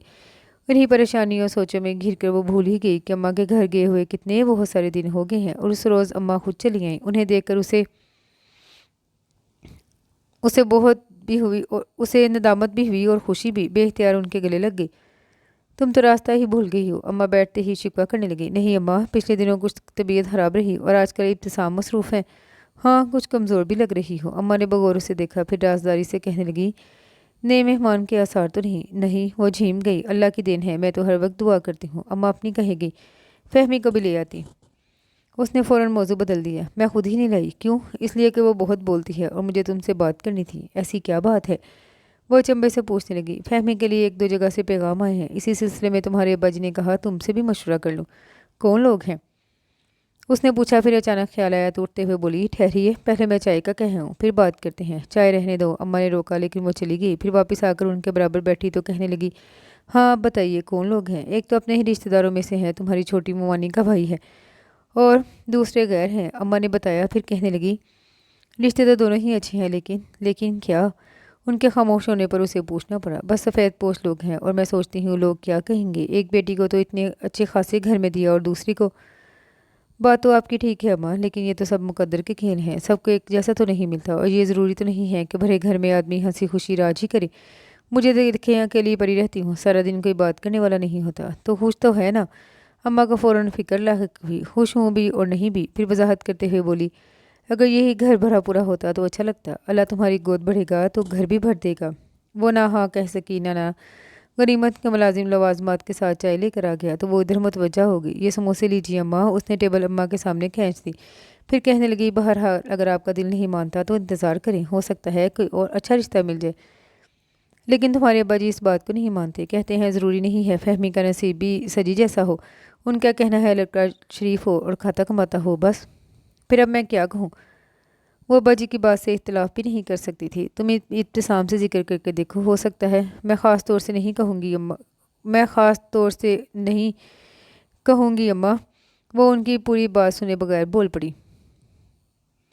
बस ये ज़िक्र कर दूँगी कि फहमी के लिए रिश्ते आए हुए हैं, फिर देखें वो क्या कहते हैं। हाँ, अगर उसकी नज़र में कोई होगा तो बता ही देगा। अम्मा खुद ही पुरसोच अंदाज में बोली। फिर ख्याल आया तो पूछने लगी, तुम्हारी नंद जो आने वाली थी? हाँ बेटा हुआ है ना उसका। मेरा ख्याल है 1.25 महीना करके आएगी। वैसे 1.25 महीना होने वाला है, देखे कब आती है। चलो तुम्हारे घर में कुछ रौनक हो जाएगी। हाँ अम्मा, मैं खुद उसका इंतज़ार कर रही हूँ, वो इश्तियाक से बोली। अच्छा अब फिर मैं चलूँ? नहीं, इतनी जल्दी क्या है? शाम में इब्तिसाम आएंगे तो आपको छोड़ आएंगे। ना बेटा, फिर तो बहुत देर हो जाएगी। फहमी भी घर में अकेली है। अम्मा उसकी बात सुनते ही उठ खड़ी हुई। अच्छा कुछ देर तो और बैठें, बस अब तुम आना। फहमी भी बहुत कह रही थी, इतने दिनों से तुम आई नहीं। आऊँगी। वो उनके साथ चलती हुई बाहर तक आई। फिर चौकीदार से कहकर उनके लिए रिक्शा मंगवाया, और उनके जाने के बाद अंदर आई तो फितरी तौर पर फहमी के बारे में सोचने लगी। अब इन सोचों से निकली थी कि लाउंज से कुछ शोर की आवाज़ें आने लगी। पहले चौंकी, फिर सुनने की कोशिश करने लगी। जब कुछ समझ में नहीं आया तो कमरे से निकल आई। इब्तिसाम छोटे से बच्चे को गोद में लिए आ रहे थे, और उनके पीछे निदा को देखकर वो वहीं रुक गई। और क्योंकि फौरी तौर पर जहनी सूरत हाल को समझने से कासिर था, इसलिए उसकी पेशानी शिकन आलूद हो गई। सजी। उस पर नज़र पड़ते ही निदा खुशी से भरपूर आवाज़ में चीखी और भागकर उसे लिपटना चाहती थी कि वो 2 कदम पीछे हट गई। अरे क्या, तुम्हें मेरे आने की खुशी नहीं हुई? निदा ने हैरत का मुजाहरा किया, और वो बेचैनी और संजीदगी से बोली, नहीं है। कमाल है, मैं तो तुमसे मिलने के लिए मरी जा रही थी। क्यों? वो अभी अनजान थी, इसलिए कि तुम मेरे अजीज़ भाई जान की मंजूर नज़र हो, मेरी भाभी, और पता है। प्लीज़। उसने हाथ उठाकर उसे बोलने से रोक दिया। फिर इब्तिसाम की तरफ इस अंदाज से मुतवज्जा हुई जैसे उन्हें निदा से मुतारिफ करवाना चाहती हो, लेकिन उन्हें बच्चे में मसरूफ़ देखकर ठटक गई। फिर तस्दीक के लिए निदा की तरफ देखा तो वो कंधे उचकाकर मानी खेज मुस्कुराहट के साथ बोली, सॉरी, भाईजान ने तुम्हें तंग किया, हालांकि ऐसा कोई प्रोग्राम नहीं था। तुम? फिर उनकी तरफ देखकर बोली, आप जनाब। वो खुलकर मुस्कुराए, फिर बच्चे को निदा की गोद में देते हुए बोले, यकीन करें हमारा मकसद आपको तंग करना हरगिज़ नहीं था, बल्कि मैं तो अव्वल रोज़ ही आपको बताना चाहता था कि। वो उनकी पूरी बात सुने बगैर भाग कर कमरे में चली गई और दरवाज़ा अंदर से बंद कर लिया। शायद वो बुरी तरह हर्ट हुई थी। अरे, वो दोनों बहन भाई उसके पीछे लपके। फिर कितनी देर तक दरवाजे पर दस्तक देने के साथ उसे पुकारते रहे, लेकिन उसने दरवाज़ा नहीं खोला और तकिए में मुंह छुपाकर रोती रही। दोपहर ढली, फिर शाम। वो इसी तरह कमरे में बंद थी। कभी शिद्दत से रोने लगती और किसी वक्त रोते रोते नींद आ जाती। आंख खुलती तो पहले वहशत से चारों तरफ देखती, फिर तकिए में मुंह छुपा लेती। उसे बहुत दुख हो रहा था, साथ में दोनों बहन भाई पर गुस्सा भी था कि वो इस तमाम अरसे में कितनी परेशान रही, और वो दोनों खासकर इब्तिसाम उसका तमाशा देखते रहे, बल्कि टेलीफोन पर दूसरा रूप धार कर डराते भी रहे। मैं अब बिल्कुल भी यहाँ नहीं रहूँगी। सोचते सोचते वो आखिर में ये जुमला दोहराती। इस वक्त वो ये कह रही थी कि दरवाजे पर दस्तक होने लगी। اس نے تکیے میں سے سر نکال کر دیکھنا چاہا لیکن کمرہ مکمل تاریکی میں ڈوبا ہوا تھا۔ سنجیدہ، پلیز دروازہ کھولیں، ابتسام کی آواز تھی۔ وہ دوبارہ تکیے میں سر دینا چاہتی تھی کہ وہ کہنے لگے، اگر اب بھی آپ نے دروازہ نہ کھولا تو مجبوراً مجھے اسے توڑنا پڑے گا۔ وہ بہت آہستگی سے اٹھی اور دروازہ کھول کر دوبارہ مسہری پر آ بیٹھی۔ انہوں نے لاک کھولنے کی آواز سن لی تھی۔ کچھ لمحے انتظار کیا، پھر خود ہی اندر آ گئے۔ اندھیرے کے باعث وہ فوراً نظر نہیں آئی۔ تب انہوں نے لائٹ جلا کر دیکھا۔ وہ گھٹنوں کے گرد بازو لپیٹے بیٹھی تھی، شدت گریہ سے آنکھیں سرخ اور سوجی ہوئی تھی۔ انہیں بے حد افسوس ہوا۔ قریب آتے ہوئے بولے، تمہاری خفگی بجا، لیکن ہماری بھی تو سنو۔ وہ کچھ نہیں بولی۔ میں جانتا ہوں اس تمام عرصے میں تم بہت پریشان رہی ہو اور بخدا میں پہلے ہی مرحلے پر تمہاری پریشانی دور کرنا چاہتا تھا، لیکن تمہارے منہ سے اپنے لیے نفرت انگیز کلمات سن کر میں نے مصلحتاً خاموشی اختیار کر لی۔ ویسے اس میں تھوڑی سی میری خود غرضی کا بھی دخل ہے، کیونکہ میں نہیں چاہتا تھا تم میرے سامنے بھی نفرت کا اظہار کرو، اس لیے میں نے اپنا آپ عیاں نہیں کیا۔ قدر توقف کے بعد کہنے لگے، اور تھوڑا قصور تمہارا بھی ہے، کیونکہ تم نے میری بات سہولت سے سننے کی کوشش ہی نہیں کی۔ بس تمہاری ایک ہی ضد تھی، مجھے طلاق دو، اور یہ میرے لیے بہت مشکل بلکہ ناممکن بات تھی، اس لیے کہ نکاح کے بندھن میں بندھتے ہی تم میرے لیے جان سے بڑھ کر ہو گئی تھی۔ وہ جو انتہائی ناگواری سے ان کی باتیں سن رہی تھی، آخری بات پر دل تو زور سے دھڑکا ہی، آنکھیں بھی چھلک پڑی۔ پلیز رو مت، میں تمہیں مجبور نہیں کر رہا، فیصلے کا اختیار اب بھی تمہیں ہے۔ کیسا فیصلہ؟ وہ براہ راست ان کی آنکھوں میں دیکھ کر تیکھے لہجے میں بولی، بھئی اگر تم مجھے محرم سمجھتی ہو تب بھی مجھے اپنی صفائی میں کچھ کہنے کا حق تو تھا، اور میں نے کہہ دیا، اب تمہاری مرضی، معاف کر دو یا سزا دو۔ وہ ابھی تک ان پر نظریں جمائے بیٹھی تھی۔ اپنی بات کے اختتام پر انہوں نے سر اس کے سامنے جھکا دیا تو وہ گردن موڑتے ہوئے بولی، آپ بہت خراب ہیں، شکریہ۔ وہ سر اونچا کرتے ہوئے مسکرا کر بولے اور اس کا چہرہ اپنی طرف موڑنا چاہتے تھے کہ ندا کی آواز پر سنبھل کر بیٹھ گئے۔ وہ دروازے میں سے جھانک کر پوچھ رہی تھی، بھائی کیا صورتحال ہے؟ جل تھل کے بعد کا سماں ہے، کوسے قزاق کے رنگ دیکھنا چاہو تو آ جاؤ۔ ان کی آواز کی شوخی نے سچ مچ اس کے چہرے پر کوسے قزاق کے رنگ بکھیر دیے تھے۔ وہ تو دلچسپی سے دیکھ ہی رہے تھے، ندا بھی بھاگی چلی گئی اور اس کے ساتھ ہی یہ خوبصورت سا ناول اپنے اختتام کو پہنچا۔ امید کرتی ہوں کہ دوسرے ناولز کی طرح یہ ناول بھی آپ کو پسند آیا ہوگا۔ کمنٹ میں اپنی رائے کا اظہار ضرور کیجیے گا۔ دعا میں یاد رکھیے گا۔ اللہ حافظ۔